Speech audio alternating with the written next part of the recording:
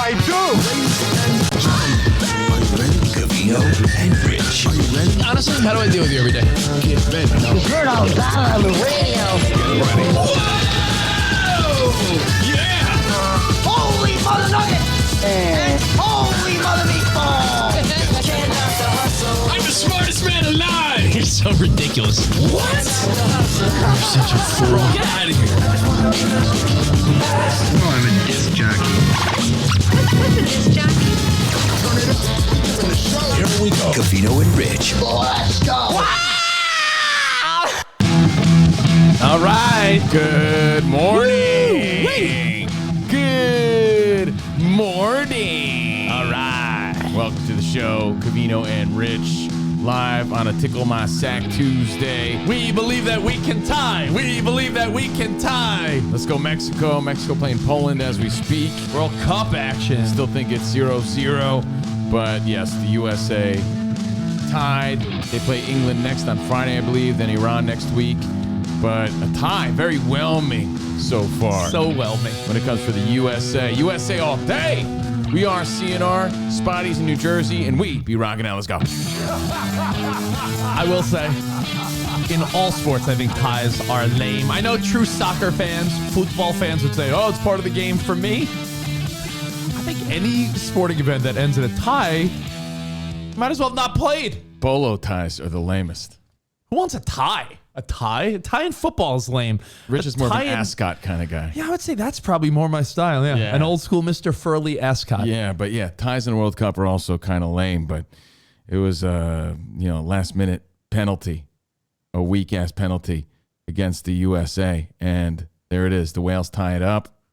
And it's 1-1, and bam, boom, shazam. From what I understand, someone that actually knows what they're talking about with hockey, I'm not hockey, soccer. You don't even know the sport.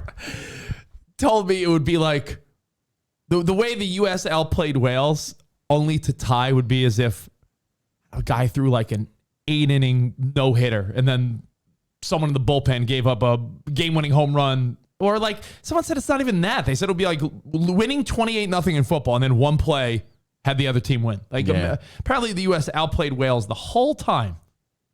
And that's why soccer's confusing to me. Weak sausage. I mean, you played growing up, right? No. I did. Most of my life until junior high kicked in. No, and I fell into the trap of football. Soccer. Never played soccer. No, I was a soccer star. Yeah, Spot was. We all thought you had a soccer card, right? Spot was a star. Yeah, 2 years in a row, baby. People talk about the most valuable cards of all time. Honus Wagner. Some of these cards nowadays with like a piece of the jersey in it. In that category is definitely Spot's soccer card. 1980s Union. Legendary. Yeah, but you went out on a high note. Not Union, Scotch Plains Soccer League. Yeah, so actually Spot's in New York, right? Spot, where are you right now? Yeah, upstate. He's upstate. Albany. So Albany area with the Wonderful in-laws, making his rounds to see some family for Thanksgiving week. It's a holiday week, guys. Hope you're enjoying it. Enjoy your Friendsgiving and your Thanksgiving and all your fixins and all your preparation. I hope it's going all right. And I hope you had a good Monday night. I hope you had a Jimmy G, super handsome, super successful quarterback sort of night. Did you see that clip that was floating around where people are like, how unfair of the NFL Network and ESPN to focus on Jimmy G entering the stadium, and he looks like a fucking model. He's definitely the most handsome football player probably ever, right? So that's kind of unfair. So because Spot, not only is the guy good looking, but he was talented enough to make it in the NFL. Oh, yeah. That's really unfair. Like, I'm not saying he's the best, but when you combine the two, he might be. That's really unfair. Yeah, it right? really Like, is. You can't be that good looking and still make it in the NFL. If someone's that good looking, I want him to throw like a girl. Yeah. And if someone could throw a ball 70 yards and, like Tom Brady I want him was to be tolerable, right? Tom Brady, you're like, oh, he was also handsome and very successful. But then Tom Brady's success really trumps everything and anything that Jimmy G could do. It's just like he's too handsome to be that good. But I give that extra credit. I always admired that a lot because I'm sure people want to underestimate that guy or not take him serious as far as being a true competitor. And you see that in sports a lot, especially with fighters. I always compare the fight game to life. And you see guys like De La Hoya or today, Ryan Garcia. People love to doubt them and think that they don't got the fire of the fight because they look the way they look. And then when they show you, no, I'm a badass too, that's the double doozy. You're like, man, Jimmy G, bringing it. Yeah. Know what it's like? It's like, you know how you always talk about how there's sports funny and there's sports good looking? Like people will say, Danica Patrick. And it's like, she's good looking, but she's sports good looking. Yeah. Anna Kournikova, she's a little better looking, but she still is sports good looking. Kim Kardashian being a star in the WNBA. Come on. That's kind of what it is. Yeah. Like So Jimmy G's a really handsome dude, and he's still really good in the NFL. Yeah. Put it this way, he's in the NFL. It's every kid's dream. So imagine what a study was growing up. So to be any amount of humble is amazing. Some of the humility that these guys have amazes me because it's like this dude was a stud all through his junior high years, high school years, but dominant on levels that we can't even imagine. Well, you saw the video. Drew Mack reminded us. I'm looking at the feedback. Yeah. Just a week ago when the Golden State Warriors dance team all made a beeline right to Jimmy Garoppolo sitting courtside. It was gross. It really was. But props to him, man. They got a good squad. The point I'm trying to make, Spot, if you can find the video, you'll get a kick out of this. They were giving shit to the NFL last night because they showed Jimmy G entering the stadium in Mexico City, and he looks like a goddamn model. And then they show Colt McCoy for the Cardinals, and he's like wearing a polo shirt with a lanyard. And it really is like even the broadcasters were joking, like, yo, that's not fair. Like, why are you doing that to Colt McCoy? I saw a clip today on TikTok just to really bring it home. I guess because he played Monday night, big game in Mexico City. And he threw for 4 touchdowns. Niners touchdowns. looked like that offense is finally clicking. Yeah, the team's clicking. People are really starting to hype on Jimmy G. We often hype and harp on Jimmy G because Rich is a fan. But like one of the first videos I saw today when I was doing the ball scroll this morning, it was just some random reporter asking random football fans, who are you most jealous of in the NFL? And I mean, it was edited, but everybody's first answer is Jimmy G. He's too good looking. It's not fair. And the most macho of football fans are like, Jimmy G, fuck this guy's fuck out of here with this guy. Yeah. It really is gross. Props to him, man. Major props. And the best part about Jimmy G is that everyone on that team will talk about how he's the best teammate, a good guy. The 49ers told him to go suck a Johnson. Yeah. And they were like, yeah, later to you, we're going with Trey Lance. And then, circumstance happened. He didn't badmouth anyone. He didn't say a bad word. He was like a winner mentality. Honestly, forget about all that. I mean, it ties into it. I'm saying, but forget about his athletic prowess and his 4 TDs and his 4 tutties. The humility that a guy like that has to be talked of the way you're describing from his teammates, to me, should be applauded because that guy can have anything he wants. Yeah. Spot, show everyone the clip on tier 2. Talking about that I say, welcome to Mexico. Look at that. Okay. Jimmy G has handled things. Yes. Right? Jimmy G walking in looking like a damn runway model. And then they cut to Colt McCoy. And Colt McCoy is like He's like a dad at an amusement park. Well, I think the world is starting to embrace this guy a little bit, because of all the superstars on the team in which he leads. People are starting to take notice, like, wait a second. I don't know if I'm just being a homer with the 49ers, because it's very easy to be a homer to your team. You feel that way about the Yankees. I'll feel that way about the Mets at times. Everyone loves to think of their own team in a different way. Always thought you were a homer. Dude, I'm such a homer. Oh! I look at the 49ers now, and while they're only 6-4, they are in first place. It's very hard for me to think any team in the NFC could beat them. Now, the AFC, I think the 49ers could very well get beat by like the Chiefs or the Bills in a Super Bowl or something like that. But you're trying to tell me You're there. I'm here. Now, when you look at this Niners team, for real, Covino, though, you don't think the NFC, they should definitely make it to the Super Bowl? Yeah, man. They got a squad. And like you said, I mean, the all Eagles, cylinders. the Eagles are good. The Cowboys look like they could be getting hot. Christian McCaffrey really fitting into that system. I don't know. To me, Kittle playing big. They're all playing big right now. Jimmy G. see They Kittle like with playing his, behind this guy, too. So that's, like Rich said, he's a great teammate. Kittle with his luchador mask because he loves wrestling. Yeah, It was yeah. it was a fun game to watch He last met night. some legendary Mexican wrestler last night. He was all thrilled about it. Yeah, like a big game. It was fun. And the 49ers put on a show. And I know that you probably pay more attention to them because they're my team and, I talk about them. But Well, but you would have they're to a say sexy team. they're a fun team to watch, right? I mean, like Sexy names. McCaffrey, Kittle, Ayuk, Debo Samuel, like, Nick Bosa. Like, they're a fun team. I would say if you were to ask me right now who wins the Super Bowl, my answer is still Buffalo, even though they're struggling a little bit from time to time. Still, like, Slumping. They're actually saying that Josh Allen is in a slump. yeah, but I still think he's the best quarterback in the league. And it's hard to say that you can't count out Mahomes. I'm here. I think those are I'm here. Those are still your two best teams. I think Tennessee looks tough at times. Lamar Jackson, if he gets hot. I think the 49ers reap the benefits, bro, of all the best teams in my mind are in the AFC. I think the 49ers, you don't think the 49ers, if they're playing like this, could cruise past Minnesota and Dallas and the Giants and all the Tampa with Tom Brady. They're not great anymore. If you were a linebacker, right, and Yeah. you're like, I'm fucking going in for the blitz. I'm going in Yeah. after Jimmy G. Jimmy G steps back to scramble, makes eye contact with that guy. You think that guy freezes in his steps? And he's like, just taken by his handsome good looks. Or maybe they want to hit him more because they're like, fuck this guy. Man, you don't want Jimmy G to smile at you, when you're ready to dip and rip. When you're ready to take him down. Yeah.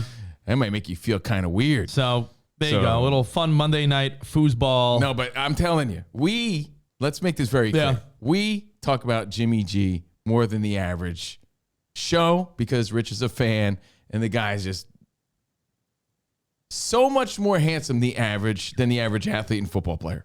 Right? That's the truth. That's it. But as of like today and like the last few weeks with all these superstars and Christian McCaffrey, but today especially, if you go to social media, everything is Jimmy G. The world is like taken by Jimmy G all of a sudden.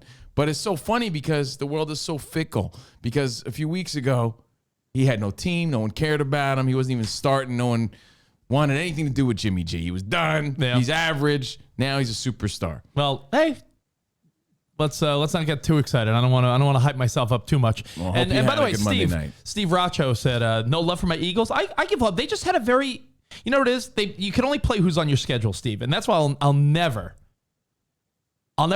get mad at a team and their fan base because they're like excited. Hey, you play who's on your schedule. The Eagles have just had an easy schedule. I think Jalen Hurts is great. Devontae Smith, they're a great team. I just think that if you were to say right now, Eagles, Niners, that'd be a great matchup. I hope that's the NFC Championship game. I think that'd be a lot of fun. I Hope you enjoyed your football. I have to be honest, because I don't care about either team except for, Rich's stake in the 49ers. It was such a one-sided game. Yeah. I got a little bored watching it. agreed. And usually I like a good clobbering, but I'm like, this is not even fun at this point. You want to know how it was a clobbering that even bothered me? This is a bummer. Yesterday, I made my teaser bet on Fox. Again, what did we do? We won again. Everyone's saying that my teaser bets are stupid. Teaser. You know what it was? The minute people said your teaser bets are stupid, have we not won it like an 80% clip, it seems? It seems like Every time you've only lost once. I've only lost one of them. Yeah. In 11 weeks. I said yesterday, Niners -3 over 37. I think only once. I have to be honest. I'd love to shit on him, but he's been on fire with that. So the teaser bet won, and I said, besides my teaser bet, let me make one of these dumb bets where you wager like $20 and the odds are high, so like $20 could win 500. One of those bad boys. Yeah. You do the reads for them on Fox. I sure do. So like the same game parlays. You build your same game parlay. I did get you're gonna get aggravated by this. I did Niners win, Kittle over 50 yards, Kittle touchdown, and Garoppolo over 250 yards. Yeah, and it was on like a Monday night, big game. And it was like the only thing that was working against you was the rain. Oh yeah, and I noticed, I did a little homework. The Cardinals have the worst defense against tight ends. So I was like, ooh, Kittle might have a night. Wouldn't you believe that was like a $20 pays out $500-$600 type of thing? In the fourth quarter, they take out Garoppolo, goes to the blowout, and he ended with 228 yards. Oh, and I was like, yeah, it was that much of a lopsided game again, 38-10. Mexico going crazy, not only for the World Cup today, but the NFL. NFL right before our very eyes, turning into a big-time international sport. Second only to FIFA, right? And soccer. You know what's really cool football. too? I mean, it sounds so obvious, but I see some other trends on social media where, you know, these nobody reporters that are doing cool things. I'm not trying to shit on them. They're going up to random people overseas in England, and they'll show them, like, who's this guy, to see how far the fame is translating. You know what I'm saying? Like, oh, that's some English. Oh, that's Russell Wilson. You know, like foreign dudes all over the world, to see how American football is growing. If you show a headshot of a top quarterback in the NFL, in the last 5 to 10 years, the recognizability, is that a word? Yeah. Recognizability. Think so. Sounds right. Probably up. You mean the recognition? No, the recognizability spot. Yes, it makes sense to me. I know what he's trying to say. The recognition has skyrocketed, and the proof is there. You go to any dude, any bloke in London, and you show him a picture of anybody. Show him a picture of Josh Allen. They surprisingly know. 5-6 years ago, I don't think so. The recognizability has definitely went up. Yeah, but it's fun to see to who they know and who they don't. And I've been seeing a lot of that because, again, it's growing as an international sport. Last night was the Mexico City game, and it was their first Mexico City game since 2019. That was the one I think we were at. Or no, we were 2018. I think we were at 29. This has been the first one since? Yeah. They said since 2019 last night. But a fun game because it felt big. After that, I started to watch a little Tulsa King, little Sly Stallone, like hanging out with the mobsters eating lobsters. Eminem likes to rhyme mobster with lobster. So I was watching Stallone and Tulsa King. We were at the last one. Oh, yeah. Chiefs beat the Chargers, 2019. So we were at the last one. So I had good intentions of going yesterday, but like I said, the family that I barely know is at the World Cup. So that plan was kiboshed. But anyway, I hope you enjoyed your Monday. Tulsa King Tulsa King got a little emotional, got better second episode. Really? So now maybe, I feel like it's a show my dad would love. That's how I feel watching it. Do you guys take cash? Nah, we don't take cash. You don't take cash. Hey, that's my style, cash money. What kind of world is this? And let me tell you something. When I was coming up, cash is king. That's a good saying. Say it, cash is king, right? Cash is like my dad will probably he's like your dad. Yeah, he's like my dad. My dad like, oh yeah, tell him Stallone. Yeah. So Tulsa King, second episode starts to get pretty good, but they're really driving home that like the inside joke is much like Rocky, how he's sort of out of touch. It's that he's been in prison so long, he just doesn't get the world. Like, what do you mean? He doesn't get what's going on king today. He doesn't get it. But cash is king. That's one of his sayings. Tulsa King on Peacock. Started watching that. I can't say I vouch for it, but because of Sly Stallone, I like it. And that was pretty much my Monday, aside from just like sliding around in my socks and cleaning up and stuff like that. I really didn't do much yesterday. But happy to be here. We had a fun show on Fox Sports. If you miss any of it, remember, please subscribe for free. That's free. Sports and nonsense.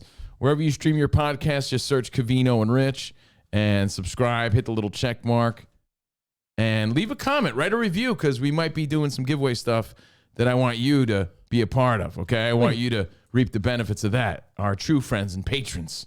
Thank you. To go back to Jimmy G for one moment. He's all over the place. Did he shout out in Spanish, "Feels great, baby," to like relate to the Spanish crowd? I don't know. But was he even going bilingual? Here's the other thing. He was more animated with his Let's Effing Goes yesterday, hyping up the crowd than I've ever seen before. And it was a Monday night game. I really want to justify Kyle Shanahan was saying that it was like mostly Niners fans, so he felt like it was a home game. He's like, we'll go to Mexico every year. There was a lot of Niners fans. A lot of Vato Niners fans. The only, like you said, I think on Fox Sports was the only downside was Kyler Murray didn't play, and I know they were pretty pumped about seeing him play, but it was Colt McCoy last night. I mean, they painted murals of Kyler Murray and Jimmy G going at it. Like, Mexico's fired up about it. And it's really cool to see. Like, in our lifetime, when you think about it, like, reggae was formed in our lifetime. Hip hop. To see these things develop in our lifetime. Mixed martial arts. The UFC. Mixed martial arts. Yeah, the absolutely. UFC. You know, martial arts existed. Mixed martial arts. To see these skill levels develop. Football. American. I'm not saying. I'm not saying it was invented in our time, but to see it grow. Into an international sport the way it has. The NBA. I mean, we saw that with baseball too, though. The NBA, bro. The NBA, man. We've seen a lot of these things develop just in our lifetime. When I say the it's NBA, really amazing. When I say the NBA, meaning internationally. I'm saying you look at it from the perspective of, what was the docuseries you watched on HBO, Winning Time, about the Lakers. Mm-hmm.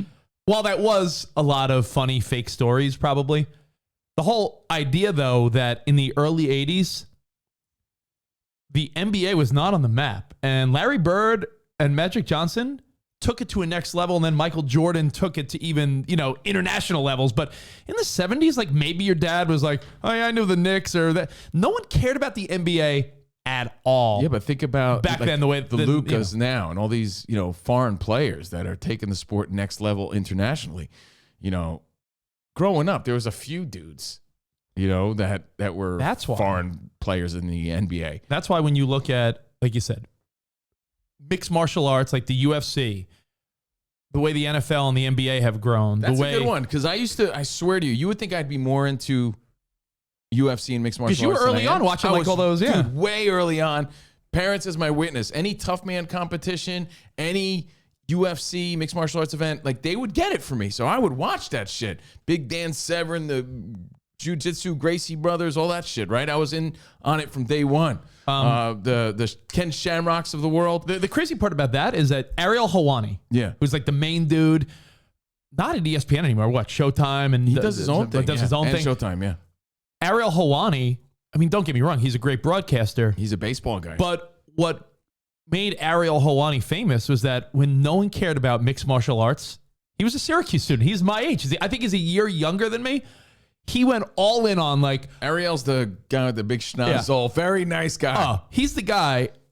Spot, if you want to show a picture of Ariel Helwani for Glasses. Tier 2. Ariel... Really cool story. He's your class of 03. I'm sorry, class of 02, I believe. Syracuse, but you were in Maryland.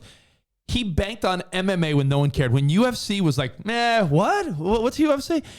He went headfirst in so that when it blew up, he was already the guy ingrained with, like, the diehard OGs. Yeah, that's really, truly his story and game plan, and that's why he was sort of grandfathered in on the scene. I'm not even joking. Because he was there since day one. I have a buddy. I wish I had that foresight, but I did not. I have a buddy that's trying to do that, and it's not working. With what? This is not a joke. I have an acquaintance. Yeah, that's Ariel Helwani. You guys know that guy. He's a Syracuse guy, a year younger than me, but very nice guy. Was always very gracious. Headfirst into very MMA gracious and UFC. man, very wonderful man. I tip my hat to Ariel Helwani for having the vision before most people even thought what was happening. Do you know that? Remember the story where I went out with an old acquaintance who was like just rude on the phone? Remember the story about it was like a bad date? Yeah. This is the guy I'm talking about. He works in the sports world. Was he diving into cornhole? He's the guy that, remember we ended up going to PF Chang's, and he was like annoying, like he parked his car, like the whole annoying bad date. If you don't remember, I'm sorry. It's an old acquaintance who was rude the whole time. The one thing I did come out of that conversation with was that he still works for our former employer, ESPN. And he is desperately trying to be like the guy in certain women's sports. And he's banking on the fact that it's going to get big. And he's the guy that's sort of in the ground level. But I don't think, like, WNBA, women's fighting, all the stuff. Like, he's like taking on, like, when no one wants it, he's like, I'll do it. Because he thinks what happened to Ariel, like, if the WNBA blows up, he'll be the guy. And I'm like, good you're luck. taking too much of a chance. Maybe women's fighting, boxing, maybe. That's But why- let me finish what I was going to say. Isn't that why you become you asked Fox if you could be the lead announcer for pickleball? Yeah, I see a vision there. But I was going to say, like, I was so early on it. Mixed martial arts, Can I be the cornhole guy? sure. There was no mixed in the martial arts. It would be, what made it cool was, oh, let's see if this karate guy could beat this jujitsu guy. Yeah. Let's see if this brawler could beat this sumo dude. You know, let's see if this it was ninja could beat this samurai. Yeah. Like, it was basically just different fighting styles to see who would prosper and win in those situations. And that's why they started developing a little bit of all the skills and mixed the martial arts together to become the ultimate fighter. And yeah, I wasn't a Butterbean. He was more of a tough man guy, Drew Mack. But we've seen these things grow before our very eyes. And the NFL is huge. And it's always been huge, but in America, huge. Remember that. I don't know where you want to limit this conversation, because when you talk about Endless limits. endless limits, like my Endless old limits. my old favorite shirt, I don't know where you want to. I love international sports. I don't know where you want to limit this, because you could talk about all the things that we watched start in our lifetime. Fucking Jeff Bezos with a book company, Amazon. Imagine back then someone would have told you, yeah, this is going to be like a global company that you can't really live without. Amazing that the internet, The first time you, hip hop is amazing to me because like it didn't exist. Yeah. You know, it didn't exist. Have you ever seen an early interview with like a dorky young Jeff Bezos? Yeah. I have, and I've seen interviews where people are like mocking his attempt at this. Like, what, you think this is going to work, Mr. Bezos? Like, I just want to make books available to people at a discount price around the world. I mean, to think that we watched that evolve To is think wild. the high five wasn't invented until I was a year old, I think is Yeah. amazing. High five invented 1977 by Dusty Baker. And now I give him a high five for winning the World Series again all these years later. But So now we're about to see it, because we're at the ground level.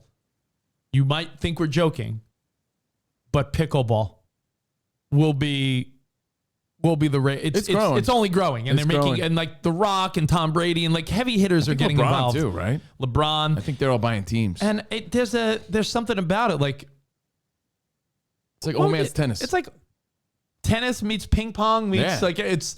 I told Rich, and I was serious. I said, I'm more likely to play pickleball with you than softball. That's the truth. I told you when I went to New Braunfels, when I lived there during our home renovation, every day I would see people, every little pickleball court was taken up and it was packed. And I'm like, man, young and old, people love pickleball. I don't know when that was invented, though. I don't, but I know that I don't know if that's always been like It's, a rich guy's game or if something. you don't think I don't know. if you don't think it's becoming a bigger rage right now. Oh, it's definitely growing. What I think it replaced, what was the game where like old guys wear goggles and hit it against the wall? Handball? Racquetball? Like racquetball. I think pickleball replaced racquetball.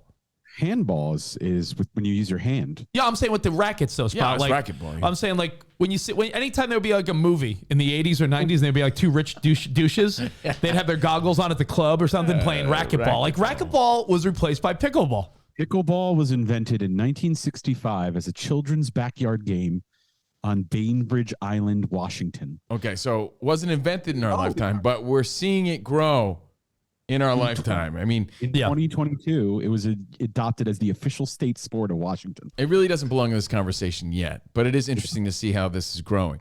I'd say the biggest answers for me, honestly, the internet. I'll throw Amazon just separately because it really changed everything, Yeah. right? Amazon and just the way everything works and how it's changed deliveries. Well, you know Right? when The way you we live watched our life. Covino, remember you and turned- honestly, like the music art forms and UFC, like those things are amazing to me that they didn't Did you see exist. this? What's up, buddy? Did you see this? How LeBron, Drew Brees, and Gary Vaynerchuk have all invested in professional pickleball teams? Yeah. Yeah. It's amazing. Yeah, I look at it in, like you were just saying, in our lifetime. When you turned us on to those documentaries, The Machines That Built Us, Yeah. The Food That Built America, like all those cool documentaries and those mini docuseries, like the one that caught me was in our lifetime, forget our lifetime, our parents' lifetime. If your parents were born in the 50s, pizza wasn't a thing. That is amazing. That blew my mind. That Like, is so wait, amazing. so when your parents were little, they weren't getting like pizza on Friday nights. Like pizza became mass available in the 50s and 60s. Yeah, that was like our weird to me. grandparents as kids had no clue what the fuck pizza was. Well, you know what, too? I mean, the country itself is still relatively new, you know, in the big picture of life. So that makes sense. You know, all these immigrants coming here and they figure shit out. They say it's invented in China, right? Hello? China. Isn't that the old fun fact? Oh, But they switched it up here. Anyway, I think we got some phone calls. is that Jim Ramsey? Let's go to the great Jim Ramsey, who knows a thing or two about pickleball. What's up, Jim? Guys, I've been working with the PPA, the Pro Pickleball Association, this year. I did stats for their broadcast the first half of the year. Hello. And right now, There's two guys here Hello. willing to jump on the broadcast Yeah, team. let's go. We'll be the Ariel Helwanis I want of to it. buy into a team. Yeah. It's cool, and right now DraftKings has dipped their toes into pickleball, and I'm tracking some stats for them when they do their contest. Do you mean amazing. Do you mean DraftKings Sportsbook code CR Show? Yeah, Well, you know, Wow. back to the so pickleball is booming. back to the Ariel Helwani story of him having the vision of like, yo, Yeah. UFC or something here. I'm going to be the guy. That would be like Rich and I Right. taking a chance, saying, yeah, we're diving headfirst into pickleball, and we're like the voices behind it. That's You wild. know, Yeah, that- that's the move. That's the move. You got to think ahead. That would be good. Hey, Jim, Hey, I know I've you're got really a- onto something there, man. I know you're a big fan of it. Yeah. Hey, I've got an offshoot question that I was going to ask you before I even called in. Yeah. Okay, seeing Elton John last night at age 75, Elton, Billy Joel, Paul McCartney, Mick Jagger, Springsteen, all these 70-year-old dudes are still doing substantial things. It's amazing. Is there a group of people in a different age group that you can project and say, in 40 years, I'll bet you they're still filling stadiums and doing big stuff? I'll let you think about that, and I'll keep listening in. Thank you, Jim. Jim Ramsey. Thank you, Jim. That's a great question because he's right. Elton John, Billy Joel, Jagger, all these guys are older than our parents, and they're still performing in stadiums. So fast forward 30 years, when people our age are 70, who will still be performing? Will Maroon 5 be doing a We're Old Guy tour? Will Taylor Swift be up there with a guitar like an old lady? Will J-Lo be shaking her fucking droopy ass? The world's too saturated, I think. Will nowadays. Jay-Z be doing a retro hip-hop show with who? Will Eminem be like an old guy? He won't be able to spit those rhymes when his dentures are falling out. And I think gone are the days Maybe. for something like that. Maybe it's Japanese pop band. I don't know. It's a great question, but that's what we do here. We pose great questions, try to provoke some thought. Pickleball is awesome, Richard. I'll play that. I definitely would play that. No cap. No cappity cap. Anyway. What if you're really good at it? How did we get here? We're seeing football become an American sport, a huge American sport, into an international sport. Whereas there's actually Mexicans in the league, so. Could I throw a sport at you? It's not really a sport, but something I saw being played. And I got to be honest. Was it that dork on Love is Blind? He got played. No. I saw. There's a guy on the show who kept saying, I don't want to get played, man. I don't want to get played. I don't want to get played. All right. That guy, Matt. All Matt would say is, I don't want to get played. I'm like, yo, could he come up with a new phrase? Stop it. I hate you. I still got it. Yo, you playing me? Because I don't want to get played. I don't want to take you off your I don't want to get played. When we were at Wes and Bree's wedding in Las Vegas, remember when you called it a night early and went to sleep like a nerdo? Huh? Remember when you went to sleep? We were all going out to a bar to do a little post-party celebration, and Covino's like exhausted. And Covino, well, I drank more than you guys. When we all went out to party afterwards to have a celebratory drink, Covino goes, "Hey, Steven Utah, could I have your room key so I can sleep on your bed?" And Covino just took our buddy's room key. No qualms about that. My limit was done. I was out of gas. No one hated on you. I'm not making fun of you. I didn't even double think that. I'm just Double giving. guess? I'm I just didn't- giving perspective Yeah. as to when I tell the story. Why is Covino not there? Yeah, I went to sleep. I was Covino done. went to a whorehouse. I mean, he went to the hotel to No, sleep. I Forrest Gumped. You remember when Forrest Gump stopped running, but he had no reason? He was just out of gas? Spot, do you remember that? Like, I'm not shitting on him, but like, I was like, man, he's out of gas. You kept asking me, like, was bro, after you're not midnight. tired? You're not tired? Fucking I tired. looked around it and I was like, "Where's Covino?" No, I was And I done. go, yeah, he went to bed. I mean, we were all tired. We all went to the wedding. I drank the whole all time. tired. Did you tuck Yeah, into? but Did you that's tuck when it? I'm Did you done. tuck yourself into Steve's bed, or did you sleep on top of the covers? I passed out. I was, You I fully was clothed done. when you passed out? Took his clothes off. He was in a nightcap in Steve's room. I honestly don't even A night remember. shirt? After the wedding, everyone was at the casino. There was no solid plan, which I'm not a fan of. I was sort of looking around. I think I had one more drink, and like they were going to go out again, and it was already late. And I personally don't like that part of Vegas. I was like, yeah, I'm good. It was just one of those. I already had my fun. We had gone to the wedding. Yeah. Everyone had cake and coffee, and the wedding was over, but it was still like 10 o'clock, 11 o'clock. It was like, hey, let's go out for another drink. We're in Vegas. Yeah, I forgot about that. And it was like not late. It was like 10 or 11 o'clock. No, it was later than that. But anyway, go ahead. I don't think it could have been much later. The wedding started at 3. No, it was pretty late. I was done. It was So- like 10 o'clock. Yeah, because we couldn't be later because we had a fucking early morning flight, and like I still got like 6 hours sleep. I remember So anyway, being you were like just 11. tired. No big deal. I was tired. But while you were snoozing in Steve's room, ordering hotel porn, probably. Does anyone still do that? No. Is there anyone that orders hotel porn when you have porn on your phone? Is that an old? Is there like still one old guy that's like, guys, I do it. So, long story short, we go to some place that has like, oh, you wouldn't have liked it anyway. They had big Jenga. They had like all the game. It was like a bar that had outdoor games, right? And it was outside and it was cold out. Yeah. So Spot and I were chilling near a heat lamp. But Spot, do you remember a game that was being played there? And I was like, yo, I've never seen this in my life. And everyone else made it seem like I was on drugs. And meanwhile, Spot's like, yeah, me neither. And I'm thinking, is it an East Coast thing? And I know people love when we say East Coast. There was a line of people getting in, and it looked like everyone was having a fun time. I played once and lost very quickly. Have you played Foursquare? I used to play in high school all the time. Really? Fuck. Yeah. I was like, why am I so, what do I? It was a big junior high game too for us. All right. Like we would play. Like, Yo, bro, everyone, shit was fun. There was a line of people. Yeah. And every time you were up, you would just hand your friend your drink. And it was like all adults being like, Foursquare. And I was like, yo, Joe, tell me what to do here. And everyone that we were with is like, how do you not know Foursquare? And I guess if you didn't have that in your junior high or elementary school, everyone knew Foursquare except for me. And then Spot backed me up a little bit. He's like, yeah, I don't really know it either.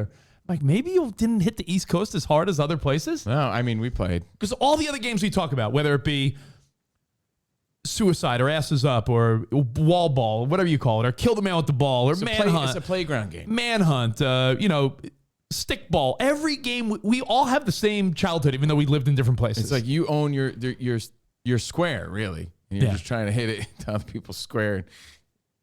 It's like Foursquare, like you play the playground, Stu. It was four Exactly. squares. There was 4 adults, and it was like a kickball. so they were And playing this at some bar. They were playing it at like an outdoor bar, and everyone was having a blast. And there was like maybe a 15-person line, and you would hop in, boom, boom, boom, next person in. And I And was you like, play with like a kickball or like a volleyball. yeah. And it looked super fun. Like, look, Bree said, I was the queen of Foursquare. My Yeah. wife, Sarah, when I got home, she's like, how do you not know Foursquare? I love that as a kid. And I'm like, I can't say it was big, but we definitely it played wasn't big. I don't remember it. through phases of our childhood, like at school. I never played it in the neighborhood. I played it at school. I'm never- looking at our feedback. The first person from Long Island, Chris, hit us up and said, yeah, I'm with you. Maybe it just didn't hit the island. I played every dumb schoolyard game ever. In fact, I took pride in being like, because I never wanted to be home. So I was playing every annoying schoolyard game possible. It got intense because the brothers used to love playing Foursquare where I came from. So we would like really get into it. It was either pencil fighting or playing Foursquare. I think the one game I played the most, and again, as you like to say, it has a different definition as an adult, but we called it asses up. Did you call it asses up I mean, or suicide? I think S is up. Yeah. Spot, do you Played know that this asses weekend. up or no? Yeah, this weekend. Oh, Spot, it's really funny. Some guy asked me, some gay listener hit me up and he goes, do you think Spot has a huge penis? What? Why What- were they what- asking you this? I'm thinking maybe I knew because I was his friend. But what was the like? I don't know. premise of the question? A gay guy hit me up and he goes, "Hey, I've been Is he- wondering." Is he interested? He goes, "Who has the biggest penis you know?" And I'm like, "I don't know." You know what I What did say? conversations you having? No, I said I know a guy who has a little dick that sounds like an owl. Hootie and the Blowfish? I'm not falling for this fucking corny trick. Spot. So I said I have a friend. I know a guy. I don't know a guy with the biggest dick, but I know a guy with a little penis who sounds like an owl. Really? What's his name, Rich? Fuck!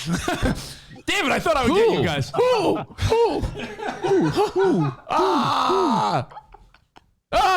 That's a good one. I like that. Sorry, I digress. Fuck! I thought I'd get you, but anyway, Foursquare never played it. Fuck you guys. Asses Up was the game we played because that was the game where you threw a handball against the wall. If you bobbled it, you had to run and touch the wall before someone pegged you or pegged the wall. Yeah. Then I mean, definitely play that. Then game. if you spelled out ASS, you had to stand against the wall with your hands up like a fucking criminal while everyone got one free shot to fucking peg you. You remember that? yeah. And then if they missed you, that was their bad luck. Sometimes you would get up there and everyone would miss you because they were trying to throw it too hard.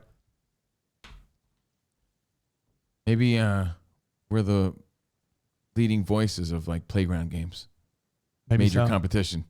Bring it back. Instead of like what's it called? American Ninja Warrior. It's like playground Playground games. Warrior. Wall ball and Asses Up are the same season. Yeah, wall ball. Rich and I are the hosts of Playground Warrior. I've heard it called suicide, but that's very politically incorrect now. Suicide's a bad word. I've seen people on social media like blurt out.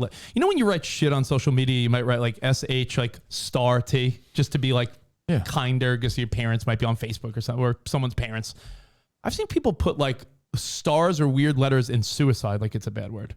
I mean, not a good word. No, I know, but It's a real word though. You see, what's the name? Who has the Hulk Hogan haircut? Terry Bradshaw. You see, he made like a suicide reference the other day, and everyone on the panel was like, "Whoa!" No. Said something like, "Yeah, run around like that, the quarterback. Like, what is this guy trying to commit suicide?" And Michael Strahan, and everyone's like, Yeah, nowadays, you don't know what people are dealing with, and you know that Power Ranger guy just killed himself. There's always a story in your neighborhood. Too many people. Mental health is wealth, man. So lots going on. Talking about the inception and growth of things throughout our lifetime. It's fun to think about. Pickleball. Now, we've also seen things go away, right? I want to know your thoughts on this. I saw something that sparked my interest a little bit. I saw Gary Vaynerchuk being interviewed by, I think it was Joe Rogan or something like that. Joe Rogan, you crazy. And he was talking about how he wants to buy the Jets. And we've talked to him about that. That's his goal. And, you know, he's buying pickleball teams like we just said. So I figure we could dive into this. This is sort of the opposite. You know, things go away. We've seen things grow. We've seen things go away. Grand opening, grand closing. He says his business model is because we're living in a nostalgia sort of boom. Yeah. It's a nostalgia craze. It's like a need for nostalgia. We've brought this up. Yeah, we've talked about long before Gary Vee or anyone else did. Dude, we've and you know we why? noticed it before and we anybody. pinpointed the reason long before all these other idiots.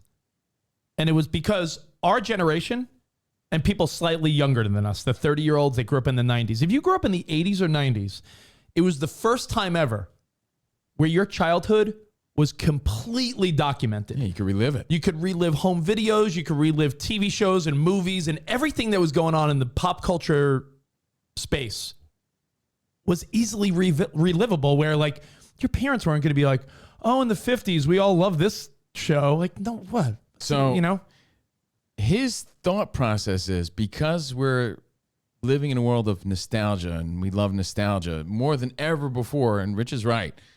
Not to pat ourselves on the back, but we've been talking about this shit yeah, since day one. We realized it probably earlier than most because we're like, we see the feedback. People are connecting to this, right? When we talk about this, people connect. He's thinking about old internet websites and URLs and brands like Friendster or Tumblr, things like that. yeah. Buying the rights to them Oh, wow. because people are going to want that sort of nostalgia in the future the same way we want a reboot of Full House. Oh. So he's thinking, okay, so you see how, you know, if A Christmas Story Christmas comes out, we're like, yeah, let's watch that because it connects with our nostalgia, our childhood. Oh, Cobra Kai? Yeah, I'll watch that. In the future, kids are going to see these other brands, he owns them, and just on Tumblr merchandise alone, like, yeah, I used to like Tumblr. That shit used to hit. I want that. I want that shirt. Right, if he owns the rights, so then he has the rights, sells them, makes his billions, buys the jets. Sort of his game plan. So it's that foresight again, like Ariel Helwani, Gary Vaynerchuk, that most people don't have. But it's interesting to think that the way we view nostalgia, a future generation views it in a completely different way. So what's nostalgic to them? Websites that they were on for hours at a time that are sort of gone, like our favorite shows. Gary V is Cities is other than the ups and downs of NFTs, and who knows what the future of that is. Other than that, Gary V's been pretty on the mark about most things. No, but think about that. What did we spend most of our time doing as kids? Watching stupid TV shows, right? Yeah. So if they come back, we're like, yes. A kid from today, they spend most of their time on websites and dealing with brands and apps that might not be here, 20, 30 years Is that why from now. Spot invested and bought the rights to Farmville from No, Facebook? so he's serious. Like, so he wants to buy the rights and buy out like Friendsters and brands that have come and gone for people that might want that nostalgia in the future, the same way we yearn for it today. Like, and then sell it. Gabe Moreno brought up how Timberlake bought MySpace. Exactly. I think he bought it too soon. I think it was still too fresh. All the other sites were still kind of flourishing. If anything, in like 5 to 10 years, it might come back. He had a theory on MySpace, and I can't remember what it was. I was listening and thinking more about his business plan, but he did bring up MySpace. I forget what he said about it. I got it. Let's buy Hot or Not. No, because it'll never be politically correct. But the merch might be funny. The merch, or who knows what someone might want to do with that concept in the future for those nostalgic reasons. It's a random clip, Spy. I doubt you could find it, but it's Joe Rogan and Vaynerchuk talking about Tumblr and brands like Friendster, and how he wants to buy them to capture the nostalgia of people in the future. So let me ask you this. This is a fun question to wrap it up. He says, so he'll buy the Jets, they'll win a Super Bowl, then he'll die. Life was good. What's the brand, or it doesn't need to be a particular brand. It could be something that in the extent of our friendship of your life that you really believed in, but the reality was like, man, I was wrong. Like you joke about your Lotto sneakers that you took a chance on these Italian sneakers. You guys make fun of me. One of my exes bought me the Abercrombie spinoff Rule. And I was like, yo, this clothing brand's fucking cool. And then like a year later, it's out of business. Like, what did you incorrectly think was going to be the shit? That's a good question because I feel like I have a few answers that aren't coming to mind right now. I things have one. I really believed in, and I thought they were the next thing, and they just weren't. And it could be an athlete too. It could be an athlete or a rock band or business plan. We see that a lot for sure. I have that feeling, and it's on the tip of my tongue. But I think we all experience that in some way. We're like, yeah, this is a good product, or hey, that was a good show, or this is a good idea, and it just didn't take off. Is this the clip? Yeah, let's see.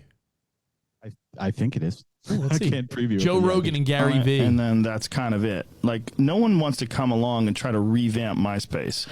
That's another interesting insight. One of the things that I'm dying to know in a 15-year window is, will there ever be a recall? Right. Will something die? Will anybody? Because I want to buy it. To be very honest, buy MySpace? I want to buy a historic brand. Like I want to buy Friendster.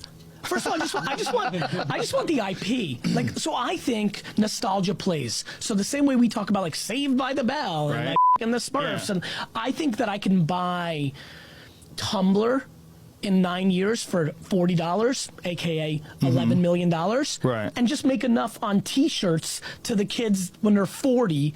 that are now 25 that were 15-year-olds doing all those weird sites because they're like, yeah, Tumblr was the best. Well, you got a good point because Jamie and I were looking the other day at all the Netflix shows, like what's the most popular. Fuller House is the most popular show. They're bringing everything back. 24 just coming back. Like 24 is going to be on there's that one season. on Netflix. No, it's going to be on Fox. I mean, it's an older clip, but the point is made that, that people will. This generation will have their nostalgia moment. So when their nostalgia moment hits, who's going to own those brands?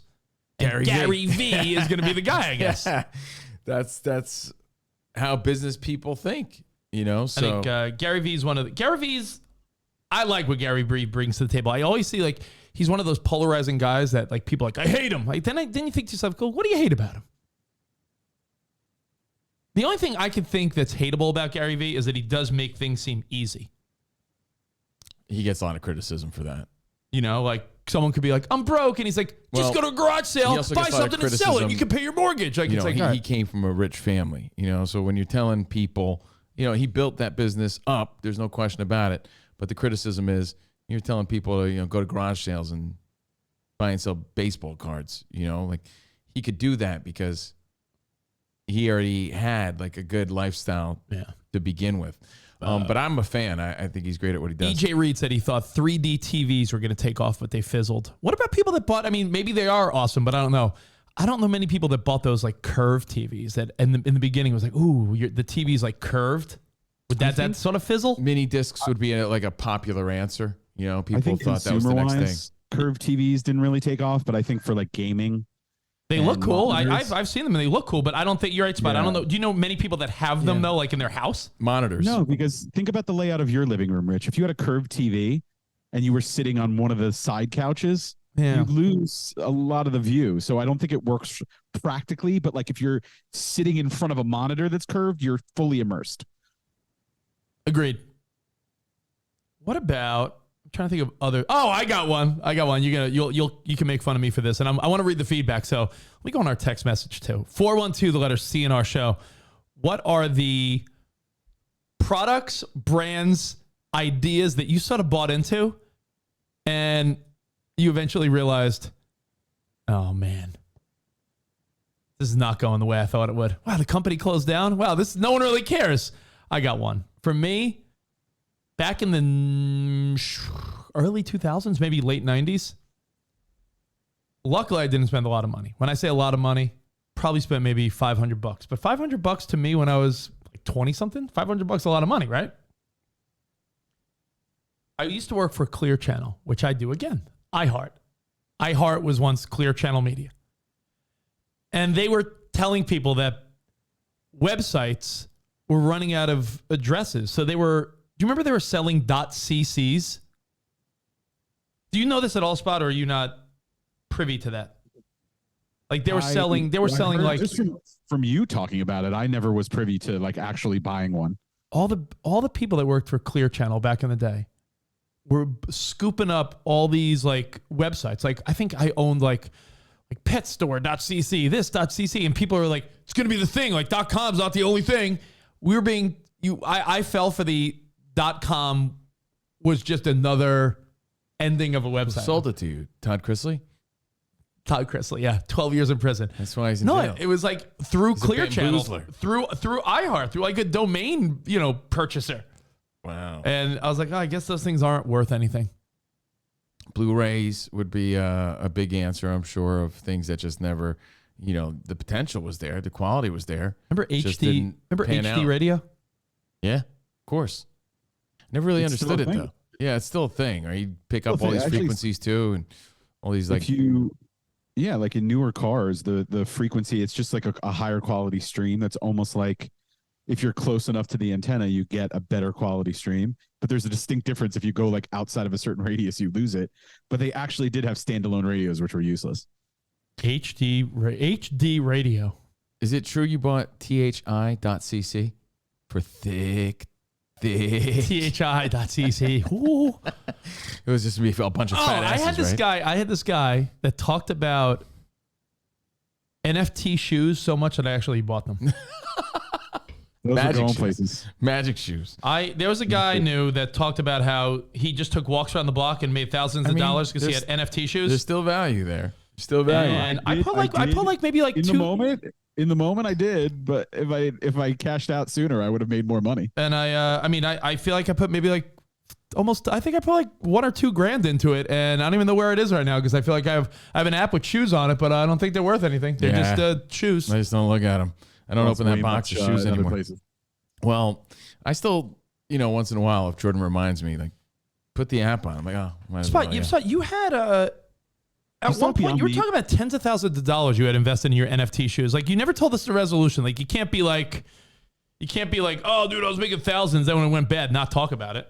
I mean, I probably lost a few grand. It's like I made some money. Well, hold on. What did you start? What did you start with? Because at one point you said my 5 or 10 grand is now 20 something. You were making it seem like you had made tens of thousands of dollars at one point. Yeah, it was worth like a lot. So I had made a lot, and then it just and then it just dropped down, and I ended up losing a couple, but I didn't lose like everything. All right. But that was one of those things where for a minute you were like, yo, man, I'm going to make all this extra money with fucking NFT shoes. I'm going to buy theromp.com because that was like my favorite website. The Romp? I'm going to buy the Romp banged up. And what was the other gory site where people would go to get like terrible twisted photos? The Heavy? Or I don't know. No. Rotten.com. Rotten. Yeah, I'm going to buy Rotten.com, banged up, and the Romp because I used to play that game on the Romp with Jake. That game, choose your own adventure game.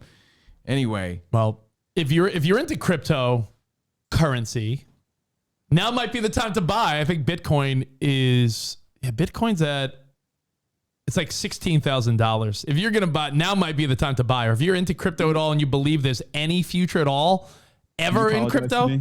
What's up? Can you apologize to me when I said you should sell it when it was like 50,000 and you laughed at me? Well, I did because I didn't plan on selling it anytime soon. I plan on using it for like part of my kid's college or maybe when I'm older or something like that. It was never a short-term investment. It was like I have a Bitcoin and I have like 1.5 Bitcoin. I'm just going to keep it. That was the goal. I didn't plan on day trading crypto, and it's what, 16,000 now. So it might be a time to buy some. You were buying Solana at $50 a share, $40 or $50. It's $11 a share now. It's ridiculous. But it's not like my investment tanked. Everyone, every crypto investment and then some tanked. Well, that's why I don't look at my accounts. That's my plan. If you don't look, I mean, is it really happening? No. It's like, you ever hear Andrew Tate's take on depression? He's like, I'll never be depressed. I don't believe in it. I don't believe in depression. So if I don't believe in it, how could it be true? Well, that's true. It's like, how can you go to hell if your religion doesn't believe in hell? If I don't look at my accounts, I mean, is it really happening? Well, I feel that way because, all right, like for instance, your 401k. It's the modern day if a tree falls in the woods. I mean, you're in your 40s. You're not retiring for 20 years. So why are you looking at your 401k now? Unless you're reallocating things, you're not going to stop contributing. You're the guy that's always looking. I haven't looked in a year. Well, that's, my stuff is in pretty... Because it's depressing. My 401k is in pretty, like, not aggressive, like in between conservative and aggressive. I got mutual funds for the most part, pretty basic ones. So my 401k, what's the point of looking at it now? I'm still contributing. I'm not going to stop contributing. In fact, right now is a great time to contribute because you're contributing at such a low rate. So yeah, I guess you just gotta ride the waves of the economy. Yeah, I cranked up my now that we have two incomes, I cranked up the contribution on my other job. Yeah, I mean, take advantage of it because right now you're pumping in at the lowest of low rates. So hey, give it a couple of years, and the economy, just like every time throughout history, will eventually rebound. It might take a year or so, but now's the time to contribute. Right, I guess so. How's Beyond Meat doing? I don't know. That was your big fail. I mean, not really. I didn't put that much money into it. Yeah, but it was the one where it wasn't a long-term investment. It was a doesn't matter. I don't look. I don't know. So if I don't believe in it, then it doesn't matter. By the way, the fact that Beyond Meat exists, does that mean that Bed Meat and Bath Meat also exists? Yes, true. Yeah, at one point it was $170 a share, Covino. It's $12 a share now. I invested in Tainted Meat. Oh. Tainted Meat is the next one. Oh. Now, there's something that I've been dwelling on, and it all kind of ties in, or it did, but now we moved on to crypto, so it doesn't. What I was going to say, I want to read the feedback and then move on. Sure. You could pause your 401k without penalty, But then that would mean you're not contributing, and now is the best time to contribute. Now, the best time to contribute is when you feel like you're close to rock bottom. Like right now, companies like Amazon and Apple and stuff like that, they're not. They're lower than they will be in years from now. That's just a fact. So contributing a lot to your 401k now is a great idea. I feel bad for the people that are close to retirement right now because then they're like, well, what the fuck am I supposed to do? Cash out when it's at its lowest? Ugh. So continue. I often spend a lot of time scrolling through social media, inspired by ideas, looking for things to talk about, trying to stay up on what's going on in the world, news and entertainment, and just looking for inspiration, really, what to talk about, and killing time. And it's just everybody, it just amazes me that everyone's a broadcaster, right? But they'll never have the path that we had. But everybody's a broadcaster because the world changed. You know, to do a show, to broadcast, you needed to be in a studio. You needed to have radio transmission, right? You needed to have radio airwaves. Yeah. I just had this conversation with one of the saleswomen at SiriusXM because she's like, how's everything? And hey, how often do you go to the office? And I go, I don't. But it's baffling. It's mind-boggling that something that you had to build a career in to get a taste of and to gain experience in, you can now do from your home. Anybody can, right? Because of the internet and because you're able to hit the masses at the click of a button. Buy a few microphones and you're a broadcaster. You put on a show. You know, people went to school to get these opportunities, got internships, worked their way to be part of something. Paid their dues to step up to a microphone. And now some schlub could do it from anywhere. It's really mind-boggling, especially to someone who pursued that as a career. Like, it almost feels like, man, what a shame. And wow, look how fast the world has changed. It's almost like internet killed the radio star, right? Yeah, but Video never really killed the radio star. Audio entertainment is at its all-time high. It is because there's so much. The numbers will show you that audio entertainment. There's a need for content. Radio, podcasting, live streaming. There's more audio content being consumed than ever before. So what's odd is that we're in a healthy industry, being that we pivoted to the healthier part of the industry. Yes. If that makes sense. Like audio entertainment, radio, if you were just a radio DJ, like talking for 10 seconds at a time, like, hey, it's 92.7 K-Rock Chicago. That guy's done.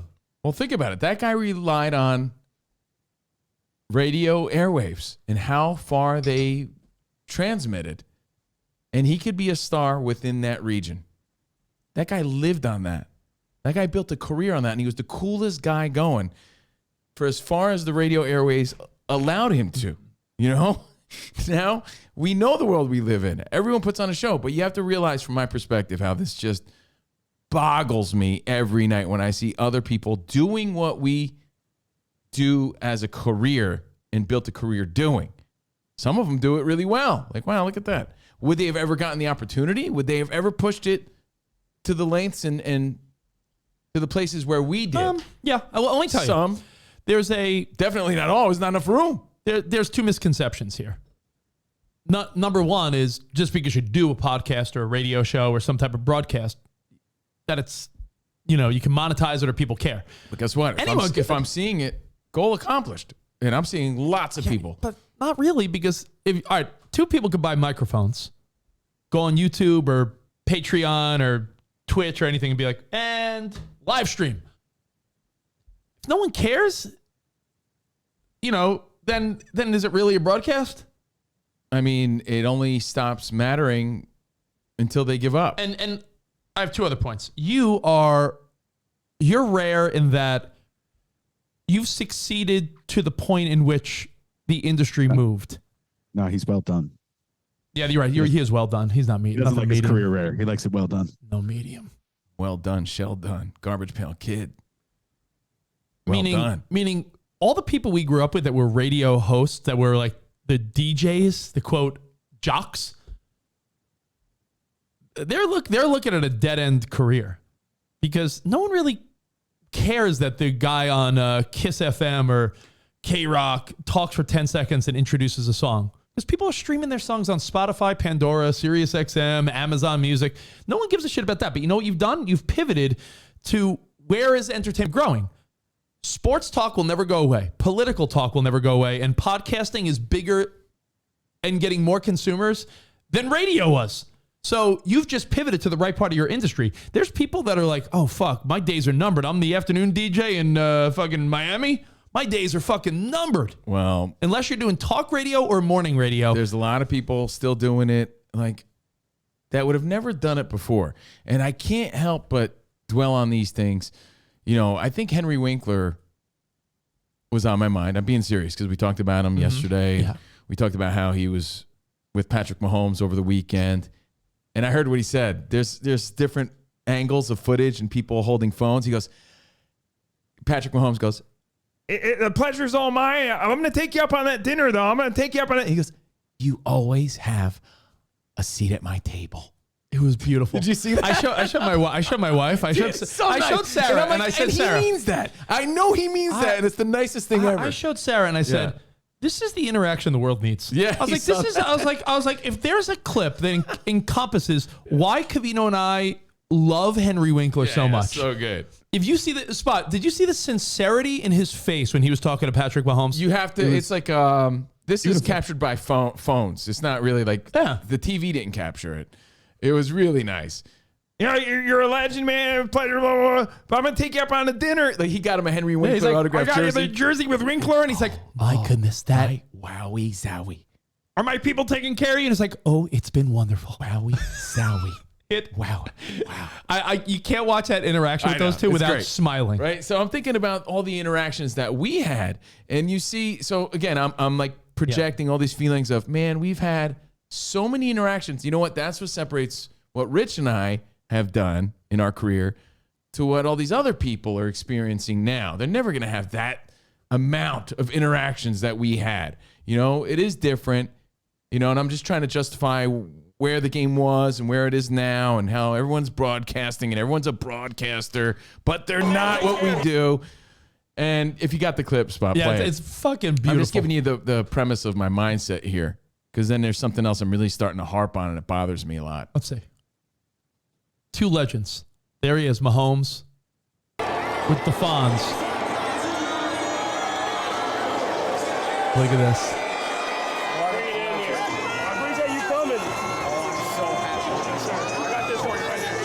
I got this for you. The Winkler on the back and everything. Winkler on the back. It's on top of it. I appreciate you. Enjoy it. Have a great time. Hopefully my dad takes care of you. They are wonderful. Wow. I love you. It's good seeing you. Appreciate you again. I'm going to take you up on that dinner, though. I'm going to take you up. Absolutely. Off season, I'm going to make it happen. Absolutely. Appreciate you. There's always a seat at my table for you, Patrick. Yeah, and he means it.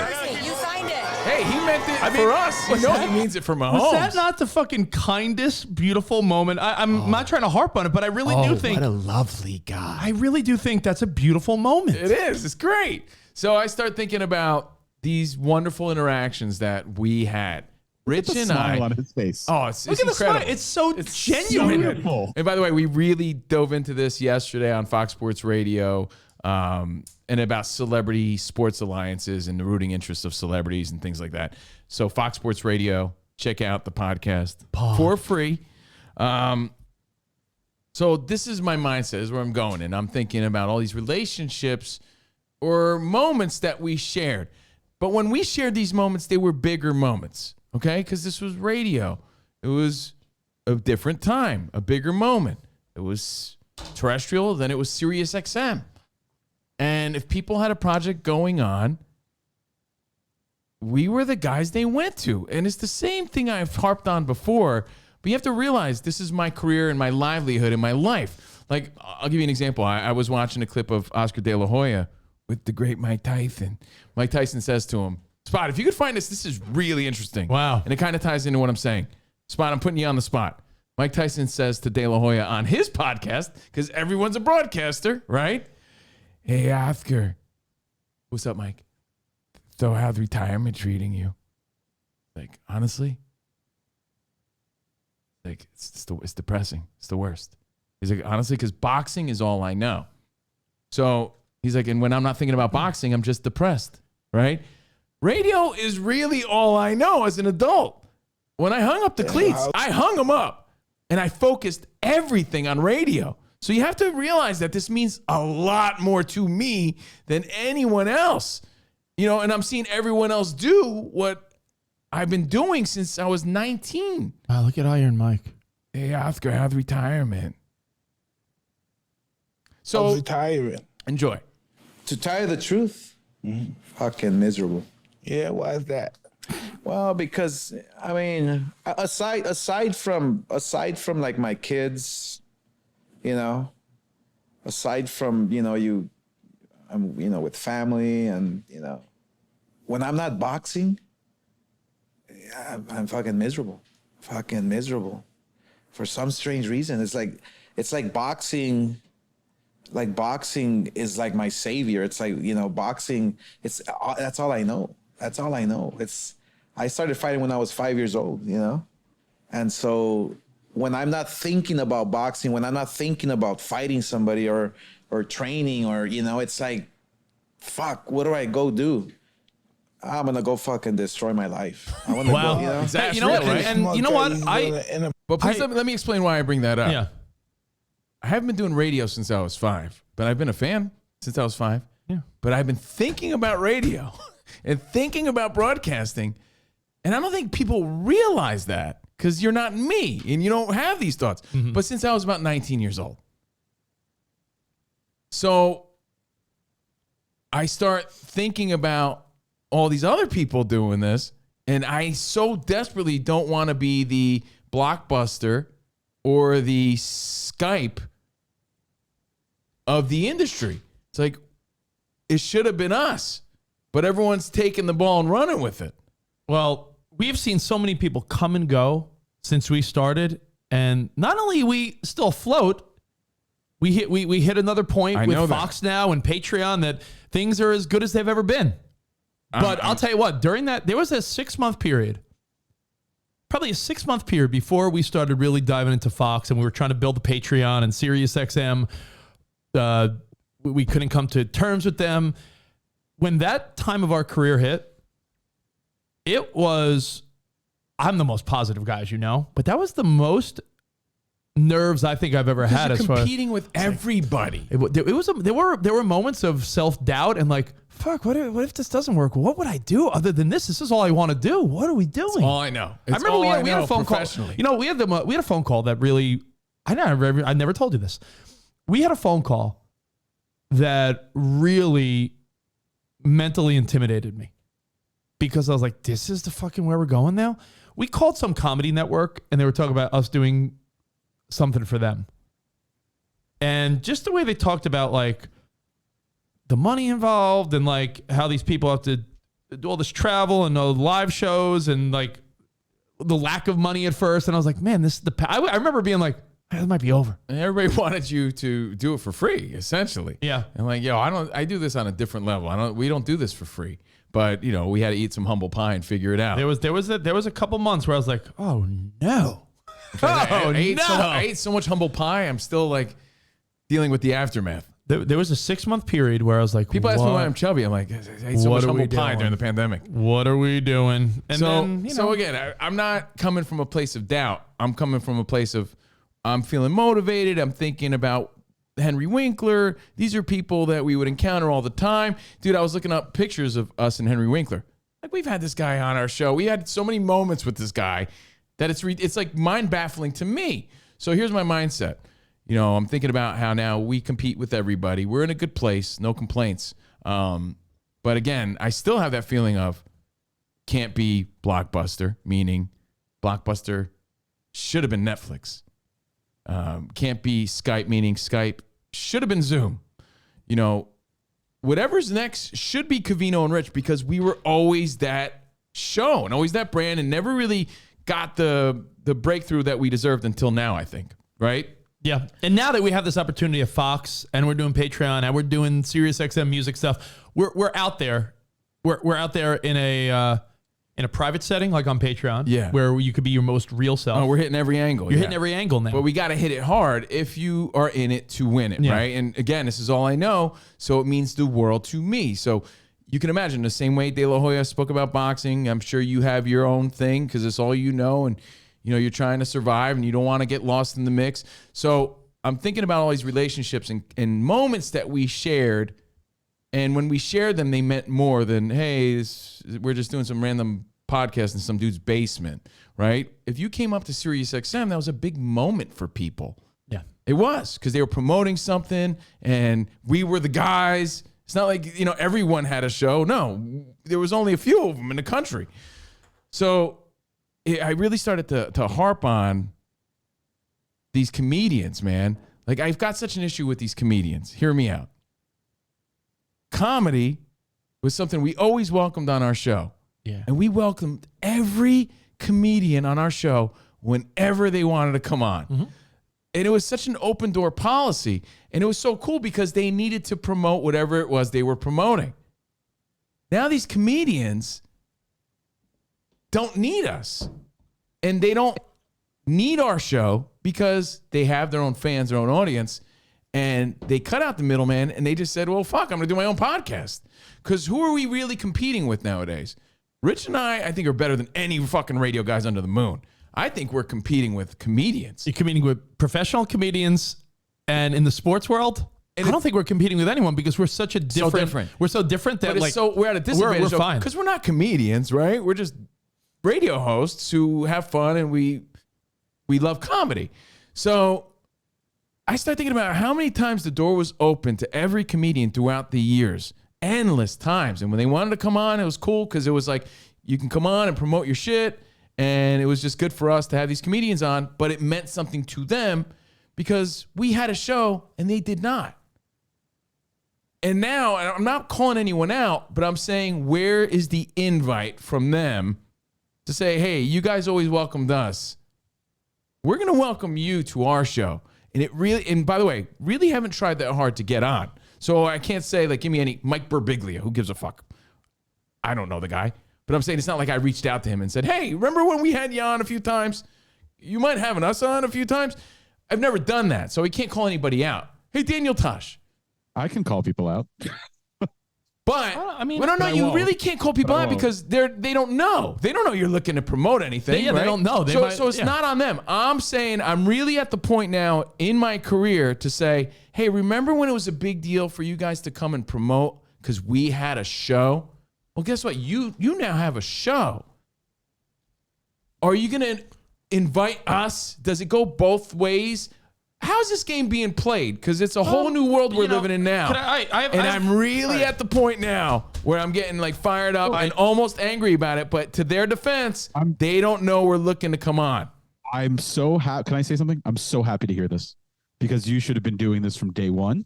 Oh, I mean, you could also be helping. And I am. And I don't think that I don't reach out to people, but when it's Covino of Covino and Rich versus Spot, the producer of Covino and Rich, it doesn't necessarily always have the same weight. And these are connections that you guys have personally built. I don't believe in that. I don't necessarily believe that. If I have a conversation with Gary Vaynerchuk, you know what he says? Yo, I'm in, coordinate it with my person. So I don't buy into that. Gary Vaynerchuk's different.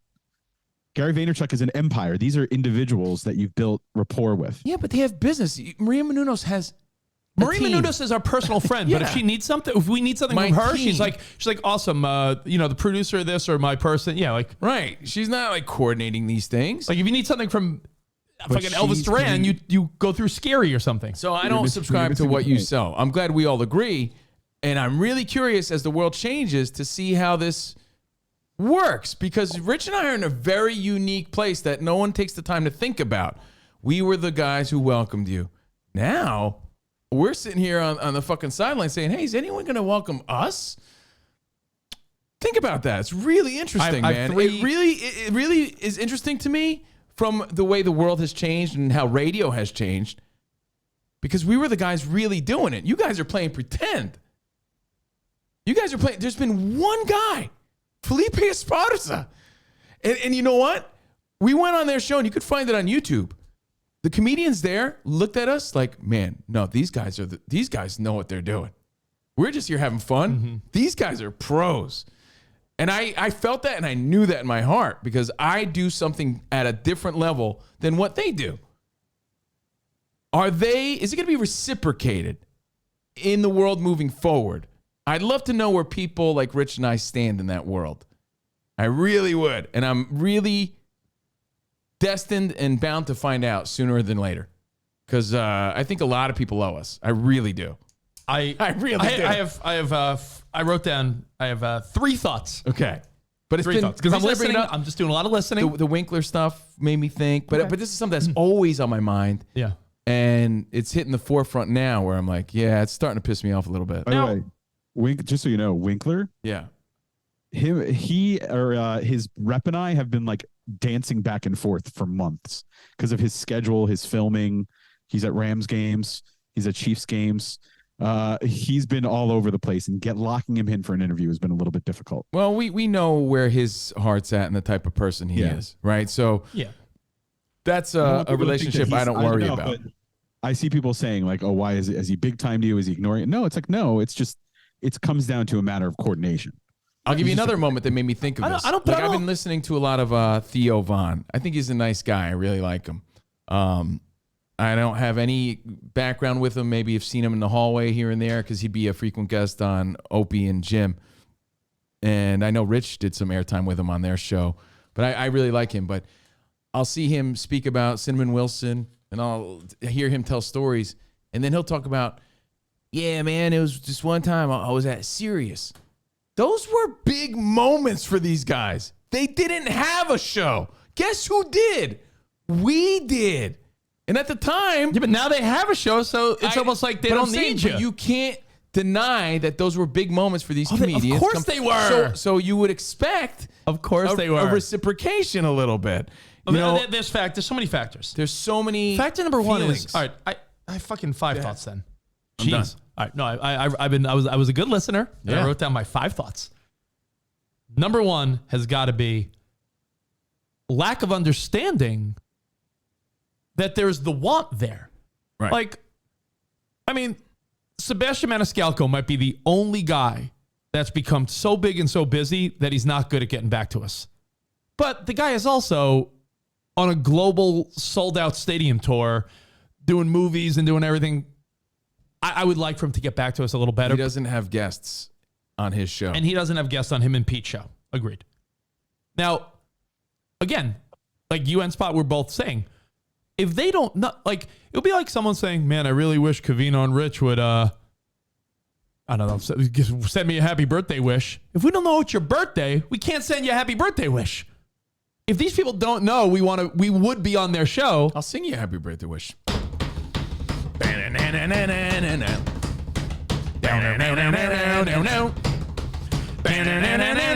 say it's your birthday.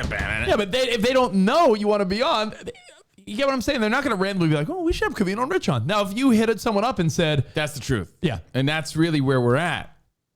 And then it becomes, do you want to reach out, or does it seem lame if you reach out? Is that a producer thing? So that's number 1. I have, by the way, on a serious note, I have reached out.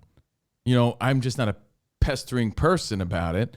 I've reached out to probably 20, 30 people that I thought owed us.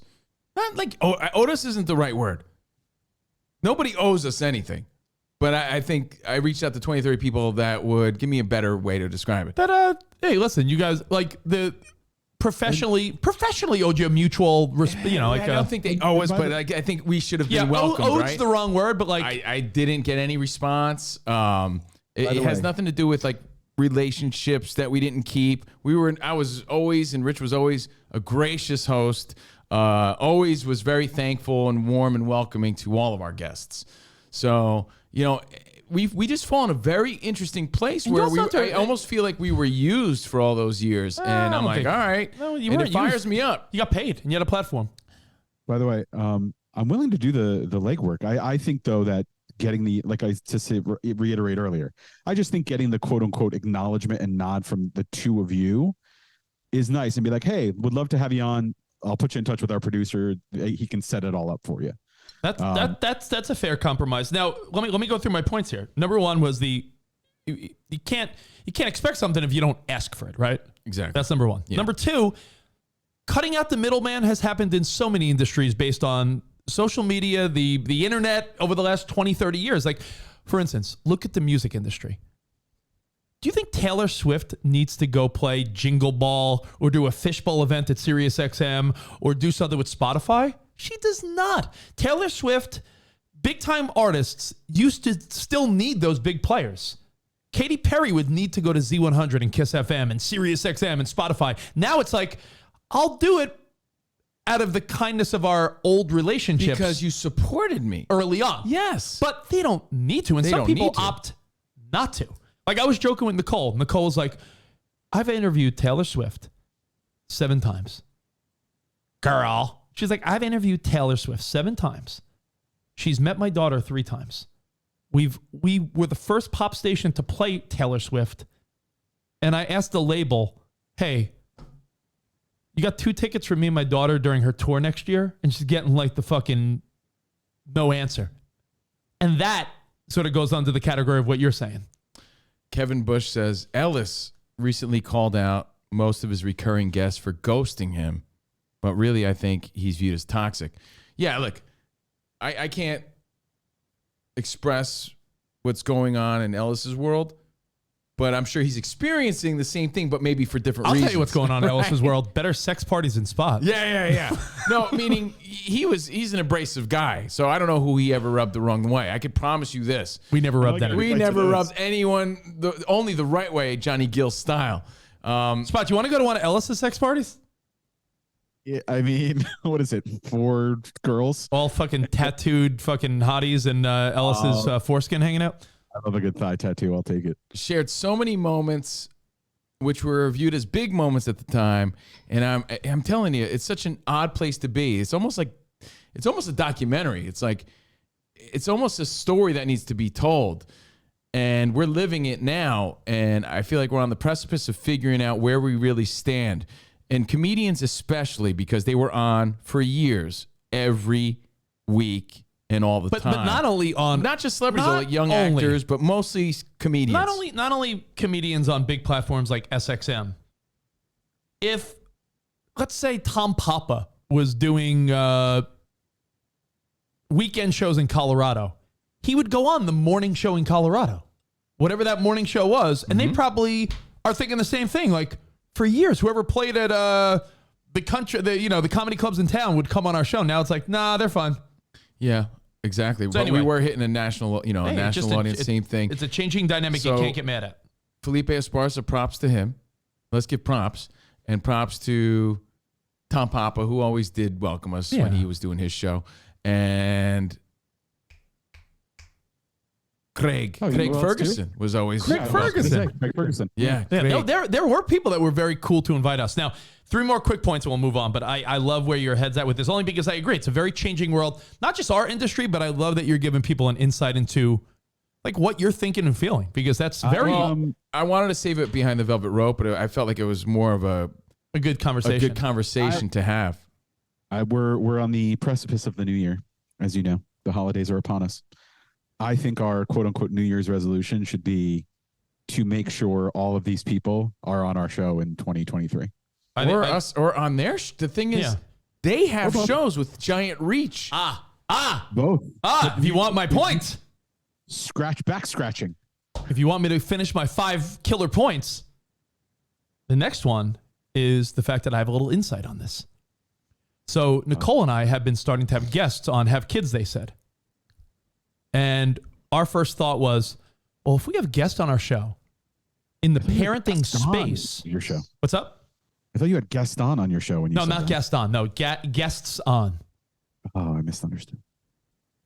We thought by having guests on our show, especially in the parenting space, like abrasive, like New Jersey mom that has millions of TikTok followers, like, let me tell you the school pickup line, blah, blah, blah, Or if we had the Dumb Dad podcast, which is always trending on TikTok with like millions of people looking at their, their funny dad videos.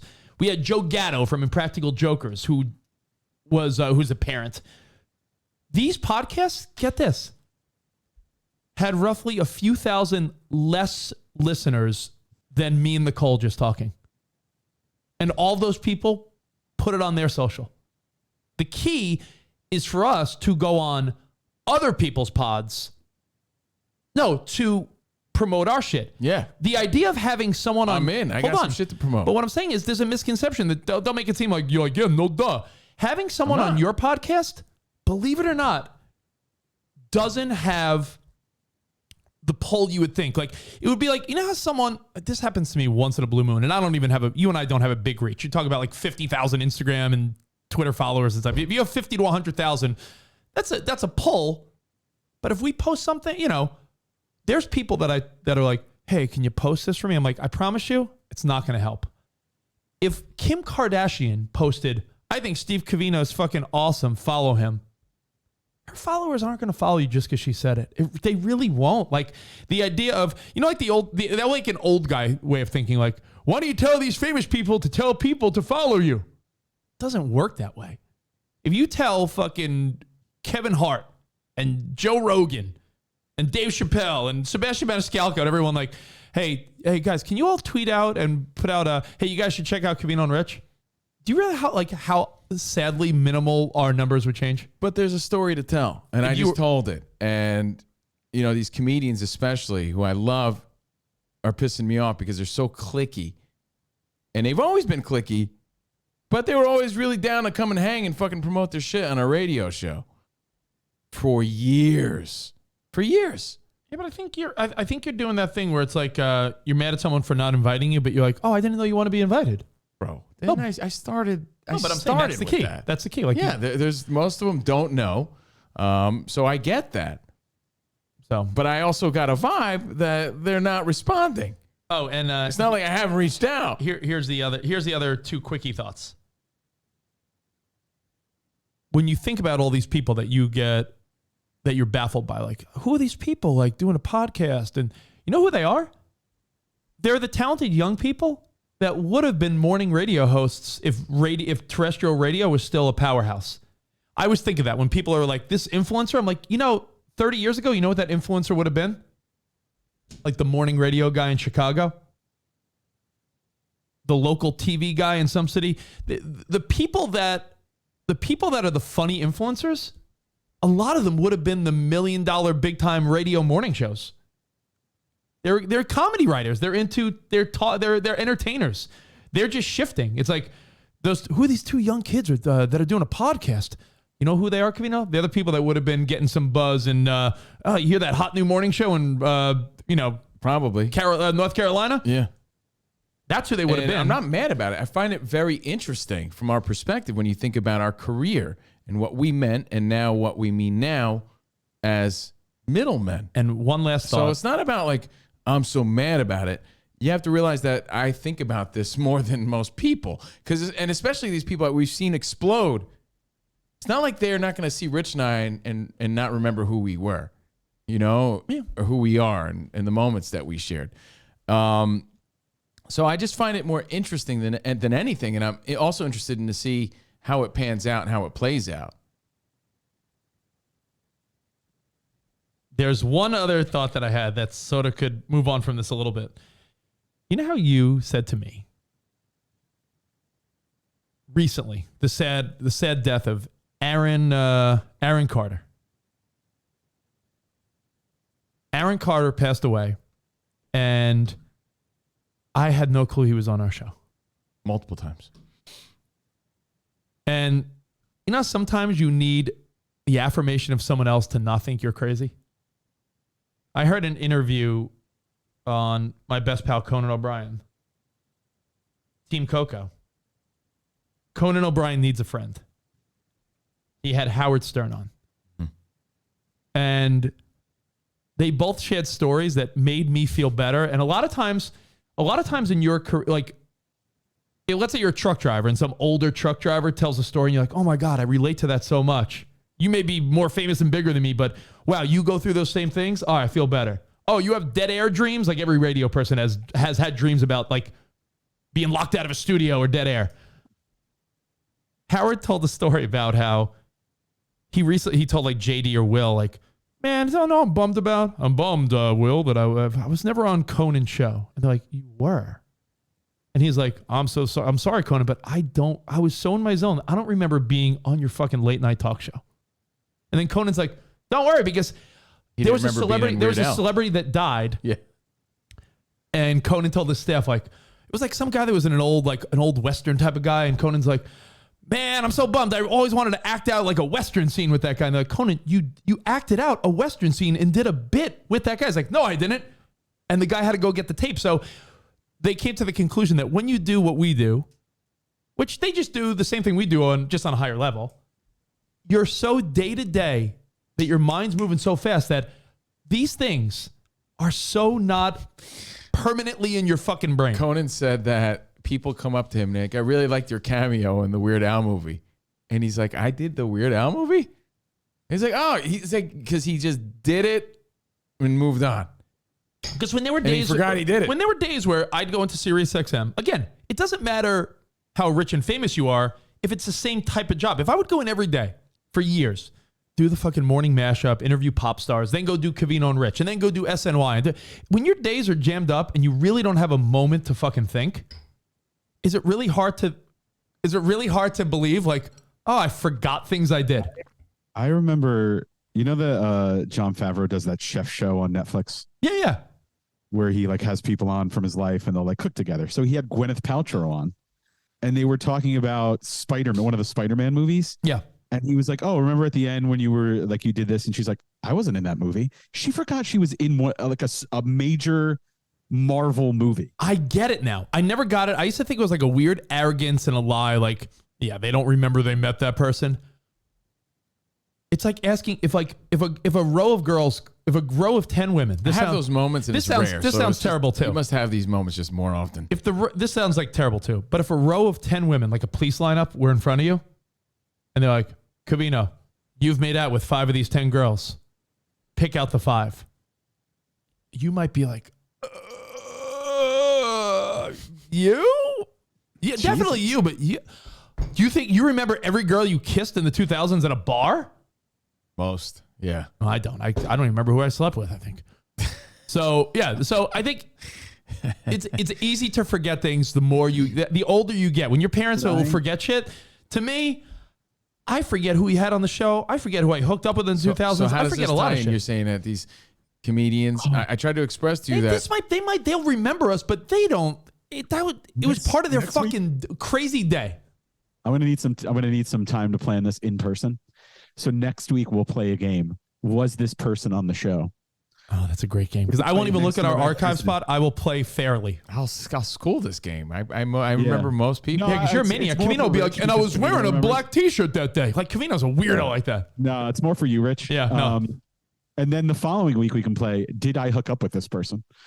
That's another great game. Those are great games. But these are great Thanksgiving. These are great post-Thanksgiving holiday games, right? I'm looking forward to it. Throwback Thursdays, we will play these games. So tune in. Oh, did I hook up with that ho ho ho? That could be. Oh, perfect. That could be the holiday game. You know, with all my thinking recently, because again, these are constant thoughts. You're thinking a lot lately. No. But I'm thinking about my career. Jordan's been working a lot. Yeah. And on the weeks you don't have your daughter, I could tell when Covino's just stirring because the text messages start fucking rolling in. Like you're doing a lot of deeper thinking, especially if Jordan's working and Melody's not with you. I could see you on your couch. I visualize you being like, I'm not trying to be Blockbuster. You know, I'm not trying to be Blockbuster. No, video. I agree, but I could tell. Right. But I was thinking about, these moments, and we've had this conversation a few times about like of all the guests we've had, who has blown up the most. Mm-hmm. Right? Because we were interviewing everybody and anyone just because. I thought it was going to be Lady Passante, but it was not. No, I think I know who, like, an answer is that we never bring up. A podcast? Can she be on our podcast? Yeah, we should. We welcome Lady Passante. No, but you know who we never bring queen. up in that conversation? Of, like, people who we would have never thought were going to be huge stars? All right, you always bring up Kristen Bell. You bring up Sebastian Maniscalco. You bring up the Kardashians. Carrie Underwood. Well, she had one idol, but she was not the biggest country star in the world. There's a lot of people. You bring up right? comics, Joe Coy's, a lot of comics. Who are we forgetting? We never bring up Childish Gambino. Oh, yeah. And that's pretty amazing. Like, wow, that guy fucking really blew up. We never thought that. He was part of a comedy troupe that we had on. Yeah, but just random. Just random. Yeah, Rich blew off. I blew off. I was like, hey, you guys aren't funny. Beat it. Rich was rude to them. You That know, probably it's was. funny because Rich is never rude. He was very rude. Because I think they were like a snarky young comedy It's troupe. like, And I was like, funny how? I've had enough of these guys. Yeah. Move along. Get the hook. But I always thought that was interesting. Anyway, that's where if anything, the trends are going. Because guess what? Guess what you spend most of your time watching? Comedians do radio shows, podcasts. Yeah. You know, and so, well, what were they doing before that? They were on our radio show. Yeah. But now they're sort of taking that and running with it. And they cut out the middleman. And I notice it all the time. And some of them I enjoy. You know, some of them I watch. I'm listening. I'm trying to figure it out. Other things I want to get to today. Is that cool with you? Because I feel like you're on a good pattern of thinking. No, this is something I've been wanting to do for Behind the Velvet Rope, but I figured I'd bring it up because it was really on my mind with the Henry Winkler stuff. I don't know. He just got my mind rolling with things like that. Yeah, listen, we've had, you know what it is? There are times and stages in your life where you go through reflection and forward thinking like, all right, where are we headed next? What's going on? And I think you're in a major zone right now about, all right, we have this opportunity at Fox, Patreon's going well. You're still doing the SXM things. Like, what's now? Now what? How do we capitalize and maximize this? I hear you. I understand you. It's all these other guys playing pretend, doing what we do at a higher level. And, you know, if we don't make those moves, then we lose. Yeah, but I mean, someone could, you know what? A true sports talk show host could say you're playing pretend. Look at it from any perspective. I am. I'm not playing radio. No. But what I'm saying is like, there's some guy that's been doing sports radio for 25, 30, 40 years. And he's like, I just do good radio. And they're like, probably better radio than him. They chose Covino and Rich to be syndicated on 300 stations across the country. Mm-hmm. Why them? Because we do radio. Yeah, but they're not. He's pretending to be sports. Might not be a sports guy. No, I'm not saying but everyone probably feels that way. I'm definitely pretending. Well, good. I hope I'm relating to people. Good. You are, but I'm just saying that people feel that way. Let's see. You know, it works too. Like if you look at these, not to jump back a little bit, but like these comedians with podcasts, their brands are just feeding themselves. So it's like they use their podcast to promote their stand-up and they use their stand-up to promote their podcast. Not saying you don't do that because you do use your different platforms to cross-promote, but I feel like the audiences don't necessarily overlap. And you know what? It's a lot of incest is the wrong word because that would insinuate they're fucking their relatives. No, it really is. The comedic world is so incestuous. Yeah, it is. That is maybe it is the right word spot. But like, think about it. Like every comic, they all like they have a really great support system. Like whether it's Nikki Glazer or Theo Vaughn or Sebastian or Pete Coriello or they're all working together and they all support each other. It's a clique that we're not in, and that's the thing. We were on the outlier of that clique. It's time to dust off your clown shoes and get back on stage. I need to get back on stage. Sam Morrils and what's his name? There's a Norm there's an opening for a guy who smashes watermelons. If you're into it, Mark Normand and Sam Morrill. All these dudes. They're all good. Yeah, I spot comedy's not my it's just not I don't want the end game, if that makes sense. Like I loved when I was trying comedy and giving it my best shot. Now I used to be a boxer. Now I'm a radio host. But if someone's interesting, people will listen. So of course, you know, I'm saying like I'd rather listen to Mike Tyson than some random guy. Of course. So I mean, like, right? I love it. It's just wow. Yeah. Hey, it's a changing world. You roll with it, or like I said yesterday, you resist it or roll with it, right? And I think you've done a good job of rolling with it, believe it or not. You're talking about social media. There's something that I wanted to bring up today that I don't know. It annoys me. Probably annoys me more than anything else. Now, when you see good-looking women on TikTok, when you're scrolling on Instagram stories or TikToks or anything, right? It doesn't make you realize, like, man, do you know how many gorgeous women there are in the world? Yeah, where was I? Where were they when I was around? No, but what I'm saying is like you scroll. It's like scroll. It's like, does everyone have a nice ass? And is everyone fucking fit? Is everyone fucking hot? Like what? Like these were the women that just were always around the world that just we were never exposed to them because we thought the only hot people were Pam Anderson and Carmen Electra. This goes with your theory. You know what models must be thinking now? Think about someone that's a legit like runway model that worked their whole with agencies and like, oh, I signed with give me a popular modeling agency. I'm with Elite Models. You know what that person's thinking when they see some hot girl with like 5 million followers? I built a career in it. I built a career modeling, and I was going to be a Maybelline model. Barbizon models. I was going to be a Victoria's Secret model. People that are real models look at Instagram models the way you look at everyday podcasters. Yep. Same thing. I do look at all these hot girls, and I'm like, oh my God, Jesus Christ, there's so many fit, hot women out there. Dudes too. And dudes too. Ripped dudes. Everyone's fucking fit and good looking. And I get it. One Jimmy G though. I get it. It's an illusion. And hey, I'm very lucky that I have a beautiful wife and kids, and I'm happy where I'm at. But if I was a single guy, I'd be like a wild animal. Like there's just so much ass out there, and they're all beautiful. It's a little miserable. Who are all these people? Spot. I would find them. I would be a bit more aggressive than you, I think. Well, no, you think that, but they're all looking for the next thing. It's like, well, I'll be there. Sure, I would be there. I would be their next thing. I would fly to where they are. I'd fly them to where I am. Like it's a different. You and I have different styles. No, because they're looking past you. They're looking over your shoulder at Jimmy G, and then they're looking over Jimmy G's shoulder at God, who's some. They all can't fuck. They all can't fuck Jimmy G. Harry Styles. They all can't fuck Harry Styles or Jimmy G. I'll tell you what Rich has to his advantage besides his good looks. Ceiling's the roof. Ceiling's the roof. He makes good money. He works for big brands, but ceiling's the roof. Yeah. Guy's sitting on $1 million contract. So in a few years. I look at it this way. If I were single, I feel like I'd probably be disappointed, but my goodness. So what annoys me? Not all the hot ass on social media. Because I get that that's a lot of it. A lot of it's fabricated, right? Like you see a lot of these girls like, here's what I look like on a regular basis. Here's what I look like. Not every girl looks like that on a regular. I get that. I'm not ridiculous. Don't be ridiculous. But you know what bothers me? And I'm trying not to let it bother me.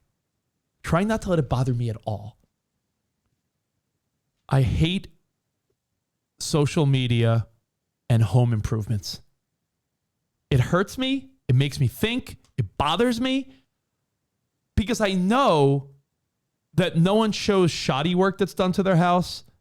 No one ever shows that they have fucking clutter or toys or kids or anything. Every before and after on social media. They make it look so easy. That's why. And they make it look easy. I saw some woman. She's like, look at this. Not wainscoting. You know the other thing where now my home is my canvas. You know what the new trend is now, where instead of wainscoting, it's like people are just putting like wood shapes on their walls, like lines or there's different styles, but that's very popular. Mm-hmm. It's like some girls like, I went to Home Depot and 2 hours later, and like her house went from like plain wall to like fucking cool shapes. Everything on social media in the world of home improvements or house flips or redesigns is the most, if you think, oh wow, that girl doesn't look like that in real life, I promise you, the house doesn't look like that in real life. You know what else I say? Besides the girl doesn't look like that in real life? These people don't talk like that in real life. There's a specific cadence that's starting to develop with young people because they have like a TikTok cadence to their delivery. It's really weird how they talk. But I'm with you. That's frustrating as hell, man. Spot, I sent you a bunch of examples. In this room. Spot, I sent you a bunch of examples. Spot's good at that. Before you show mine, because I took 2 before and after pictures of my house that aren't even that complete. They're not even finished, but I'm saving that for the end, Spot. Because I realized that we put just time and effort and everything, and I'm like, all right. It bothers me I don't have those skills. No, not the skills. No, not the skills, because I don't think they have the skills. I think they do. They have visions that's what bothers me. It's like, I wish I had their vision. Maybe they have visions that I don't have, but then I also think, Covino, like, all right, like if you have an open style kitchen with like open shelving, these people don't have things to put on the open shelving, which in real life, you do put things on the open shelves. If you have a living room, guess what? It's lived in. Your couch, if you have a white couch, I promise you. Staging never includes all the clutter in your bathroom. Yeah, staging doesn't include clutter. And you know what staging also doesn't include? Things you need. Like if you buy a white couch, Even if you don't have kids, how long does that couch stay white? And that rug? With my hair dye, not too long. Like, I mean, all I'm saying is that everything on social media when it comes to home improvement and house flipping is more of an optical illusion than hot girls' asses. So I think the number one fake out here. So it's more of a lie. Than home anything. improvement on social media, before and afters, are more of an illusion than beautiful women on social media. I think so, and I'll tell you what what. I did with this empty room. Look what I did. I went to Home Depot and I got some shelving. Then I put it into the wall and I added some lighting. I took some paint and voila, this is what it looks like. Wow. Oh my God. Spot. Sarah on the holiday should be like, look at this girl I follow on Instagram. And this girl has like multiple kids. And every room in her house looks like mint and perfectly designed. And like, I don't know how to describe how perfect and neat and pristine this woman's like design is. And she's like, and I'm a mom of 3 kids. And I'm like, where are your toys? Where's your spilt yogurt? Where's the fucking kinetic sand and the Play-Doh everywhere? What the fuck? Like, that's what I'm thinking. It is an illusion, yeah. And it's an illusion because if you have... It's depressing because you want your shit to look like that. If you got little kids like I do, I promise you, no matter how neat you are, dinosaurs everywhere, kinetic sand, Play-Doh. Your kids don't know not to spill yogurt and syrup on your fucking cloth chairs. Then you have to scrub. But like, I'm just saying, people are living... The biggest illusion on social media, I'm here to tell you today, is not hot women. It's home improvements. Because also, I read a great article about how all these HGTV shows, when they do the before and after, there's someone that went in and did an investigation on the after, and you know what they don't show? The angles of the shit they forgot to finish and didn't do. And it's a lot of shoddy work. A lot of those homes become problematic, a la Pimp My Ride. A lot of those cars didn't even function properly. You know, it's all for television, all for the gram. Well, Andrew Hart brings up a good point. He goes, so you're saying social media isn't reality? Andrew, that's one of the biggest problems in society today, that younger people think it is, and they're hurting themselves, and they're depressed, and they're trying to live up to fake expectations. So what I'm just saying from an adult point of view, yeah, I get it. Not every fucking person swimming in a cenote and they're really broke. I get it. I'm saying home improvements are another layer, just another avenue of fakeness. Everyone that's young and hot, vacationing all the time, that's like illusions that a 20-year-old will fall for. Like, oh my God, I wish my life was better. Trust me, they're broke. They don't have anything. I wish I could be like those jungle guys that build a pool in my backyard. Yeah, with nothing. Yeah. Just out of mud and some stone. bamboo and stone. Like, it really fires me down that I don't have those skills. All I'm saying, gosh, it's illusion. A 20-something-year-old person illusion is, yeah, I'm like a 20-year-old guy, and man, I wish I was really more ahead of my life. Look at everyone on social media. They're rich, and they're partying, and they got cool things, and they're vacationing. That's the illusion for a 20-something. The illusion for a 40-something is, yo, I renovated my house. How come my shit doesn't look like that? And it makes me think like, fuck, what the fuck? What do I need to do? It's a mix of two things. You don't have these skills. You don't. But So I'm also, it but bothers my me. house is never staged. Number two, it's the illusion involved in it and how simple they make it seem. It's the illusion, the staging, and it really does. Like, the staging is bad. Now, Spot, we're really apparently we're buffering really bad. So is now a bad time to show people the videos? Yeah. But for people who don't, anytime I try and get it to the computer, it just like slows down immensely. And anyone criticizing my Wi-Fi, blame Spot. He's across the country running it from Albany. It has nothing to do with me. No, anytime I feel like I've noticed it's towards the end of the show, and this is even when I'm there, towards the end of the show, like the last half hour, there's something going on. Either you're being throttled or like the buffering of a longer stream is just like really fucking with the stream. So what's our best bet? To like refresh or something? So I gotta figure it. Well, I know what our best option is, but like it would require stripping down one or two of the streams that we use. We'll figure it out. I can figure it out. I do some tests. I just can't do tests from across the country. Keep in mind, if you don't live the social media lifestyle that Rich is describing, it's like watching any home improvement show and seeing the results in 30 seconds to a minute. Now, right? And that's what you're seeing constantly on social media. And I often look at people who I feel are on my level as well, career wise, and I see their house. I'm like, man. Well, Spock, can you do me a favor? I made some mistakes along the way. Spock, can you do me a favor? Whether what would you like? Whether it's buffering or not, I sent you 4 TikToks, no particular order. You don't even need to play them all, but they're just great examples of here's my before, here's my after, here's a simple job I did around the house, and I'm looking at it, and you know what it's like? You said this. I'll give you a great Covino old school analogy. Covino, for some reason, would say every time he would go to the gym, he felt like everyone always had a better basketball than him. I can never get that right. The same feel, yeah. How come my basketball? Someone has a nice leather indoor basketball, but it has a little wear to it. But it's perfect. Perfect grip. I don't feel that way. Mine's too shiny or too used, slippery. Like why is my everyone else's basketball always better than mine? Yeah, I feel like as much as I'm proud of as much as I'm proud of my home with Sarah, and I know we're still a work in progress. Fireplace is one of the final steps. We're working on that this month. I still feel like everyone else's shit looks nicer. Like, why? What is going on? And it's got to burn when you realize how much money you spent. Yeah, I'm like, what is everyone? This weirdo on social media did it by themselves in 30 seconds. And then I start thinking, like, I know some of the stuff I see in their photos and how much it costs. I'm like, what? These people can't afford that. Spot, play a couple of them and then we'll... I can't. Really? Unless you want to play them there. I don't want to risk it. That sucks. It's like... Well, yeah. While this buffers we'll figure it out. I got some random news. The payoff to my story will never be. I know that sucks, man. I was into your story. Post them on our story. Yeah, I don't know if that has the same possess. Hey, man. All right. Theo Vaughn would have had those clips all set you could up. literally just walk over to the computer and play them. How could I do that? Just walk to my computer and play them. They're up there ready to be played? One of them is. It'll be fun, Gad. Go for it. Yeah, give it a try. So switch, okay, on the list of scenes, switch to TikTok local. And then the second tab on my window is the TikTok. Put his headphones on. He'll give you instructions. Yeah. Can you hear Spot? Let me know when he's there. Is he there? I'm there. I plugged in his Yep. headphones.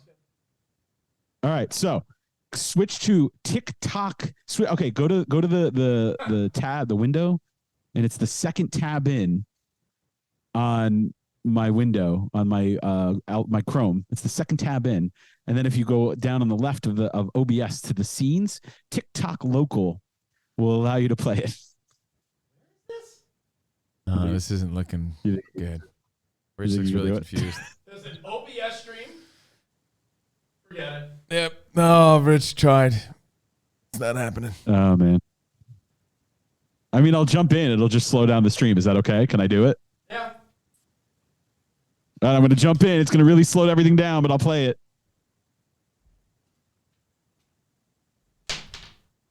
Theo Vaughn's podcast doesn't do this. What's up?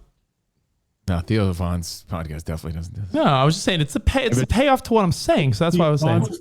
I bet you Theo Vaughn's podcast doesn't do this. I know. Well, yeah, just play one of them. I got you. I got you. Any of them. I mean, I did. It's not like too difficult. It's not like super difficult. Well, I didn't see a TikTok tab spot. I wasn't going to waste people's time. One of the biggest complaints is that this show's too loose. I don't want to just do nothing. Your face is loose. All right, here, perfect example. Is it playing?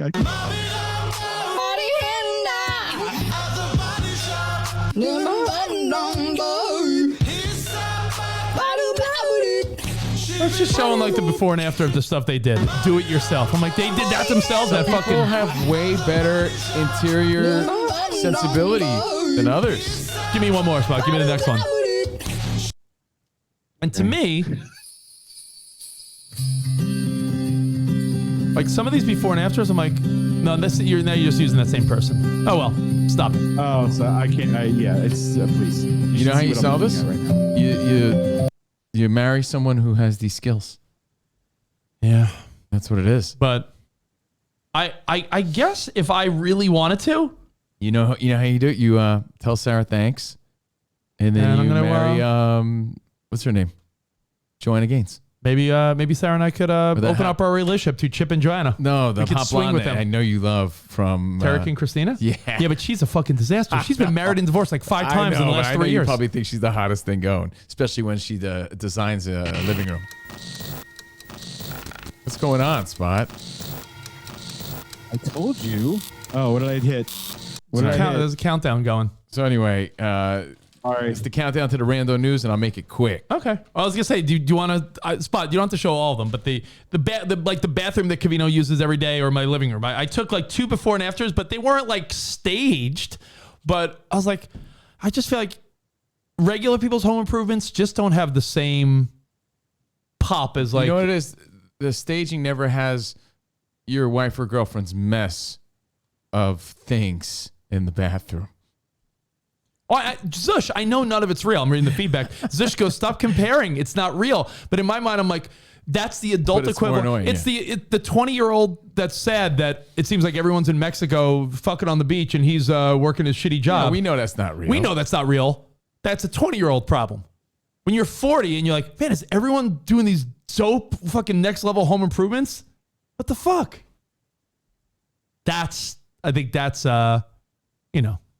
You know what bothers me? Everyone finds like a hidden door or like an old time capsule in their backyard. I'm never finding anything cool like that. No. Nope. Found this hidden door in my house. I turned it into a fucking den for my family. Like, wow, man, how come I don't have any hidden doors? Can never do nothing. Spot, does it fuck up the stream if you show a photo or only a video?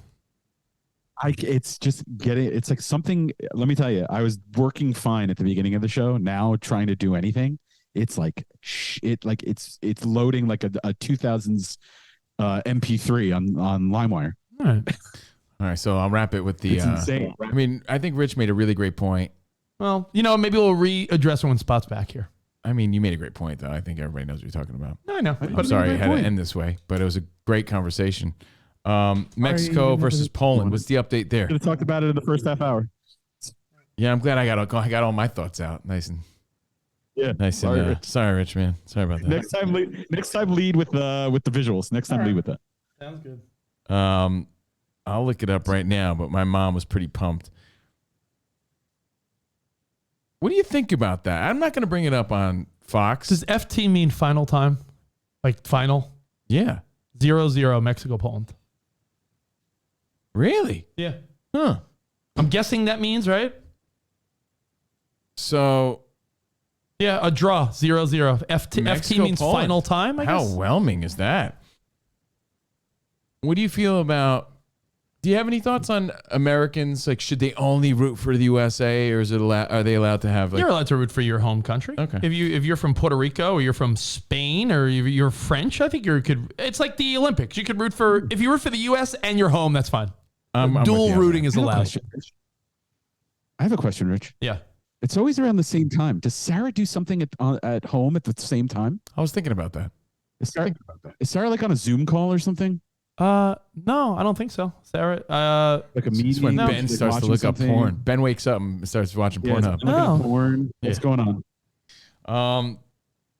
Well, this is going to be a whelming story because I can't show you the visual, I don't think. So just But wrap it and we'll there call was it a day. fisherman overseas, right? And he caught a record-breaking 67-pound goldfish. Did you see that? Dude, is it true that goldfish grow as big as what you put them in? Yeah, a lot of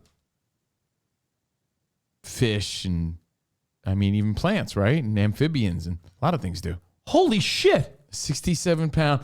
Like, he's like, can you I imagine? don't think this can't be It real. is. It's in every publication possible. Record-breaking fish. 67 pounds. So I'm just There's throwing that no out way there. this is true. Dude, I saw it. I looked it up. It's in the New York Post. It might be right. Yep. Here, I'm going to go up to the camera. Hold on. Oh, really? Yeah. It's pretty wild. It's a big fucking giant goldfish. Look at this thing. You see that? I mean, it's sort of everywhere. I think you'll see it in your news. Look at it. See, that's the guy holding it. That's crazy. I think here's so out of the loop I am on this. I did see like Christian Serratos and a lot of old cast members on red carpets on social media and online. So it was the Walking Dead finale. Yep. And here's the vibe or scoop that I pieced together. Done after 11 years. And apparently the controversy is one of the biggest deaths ended in one of the stupidest scenes of all time. That's what they're saying. Now I got to watch it. Now I'm going to watch it tonight. Don't tell me. However, obviously there's a lot of spin-offs in the works. So they kept characters alive for these spin-offs. So the show's really not over, but the original series is. And it's kind of crazy how it went from everyone was all about it, man. We loved that show to I didn't even know it was wrapping up. Wow. Okay. So 11 seasons. Still congratulations. Had a long run. Mm-hmm. But the story is the biggest death, one of the stupidest scenes. All right. Well, hey, enjoy your Tuesday. We'll see you guys tomorrow. We'll wrap up the week on a nice way back Wednesday, and then you got Thanksgiving and Black Friday. So let me give 2 shout-outs. Give 2 shout-outs. And Travis Young. What's up, Travis Young? I appreciate you. Lisa Paraggio and all the Lisas and all the Liz's. And the Colt Jams, too. Yeah. What's up, Liz's and Lisas? And Charles Pridgeon. Charles. Oh, that's Charles. What's up, Charles? And Lisa Kalmison. What's up, Lisa Kalmison? Hey, Charles Pridgeon. Appreciate you guys. Steve Racho, Bill Jackson, Cole Maxon and Relaxin, Heinrich, Zush. Thank you guys. Gabe Moreno. Everyone chiming in. We appreciate you.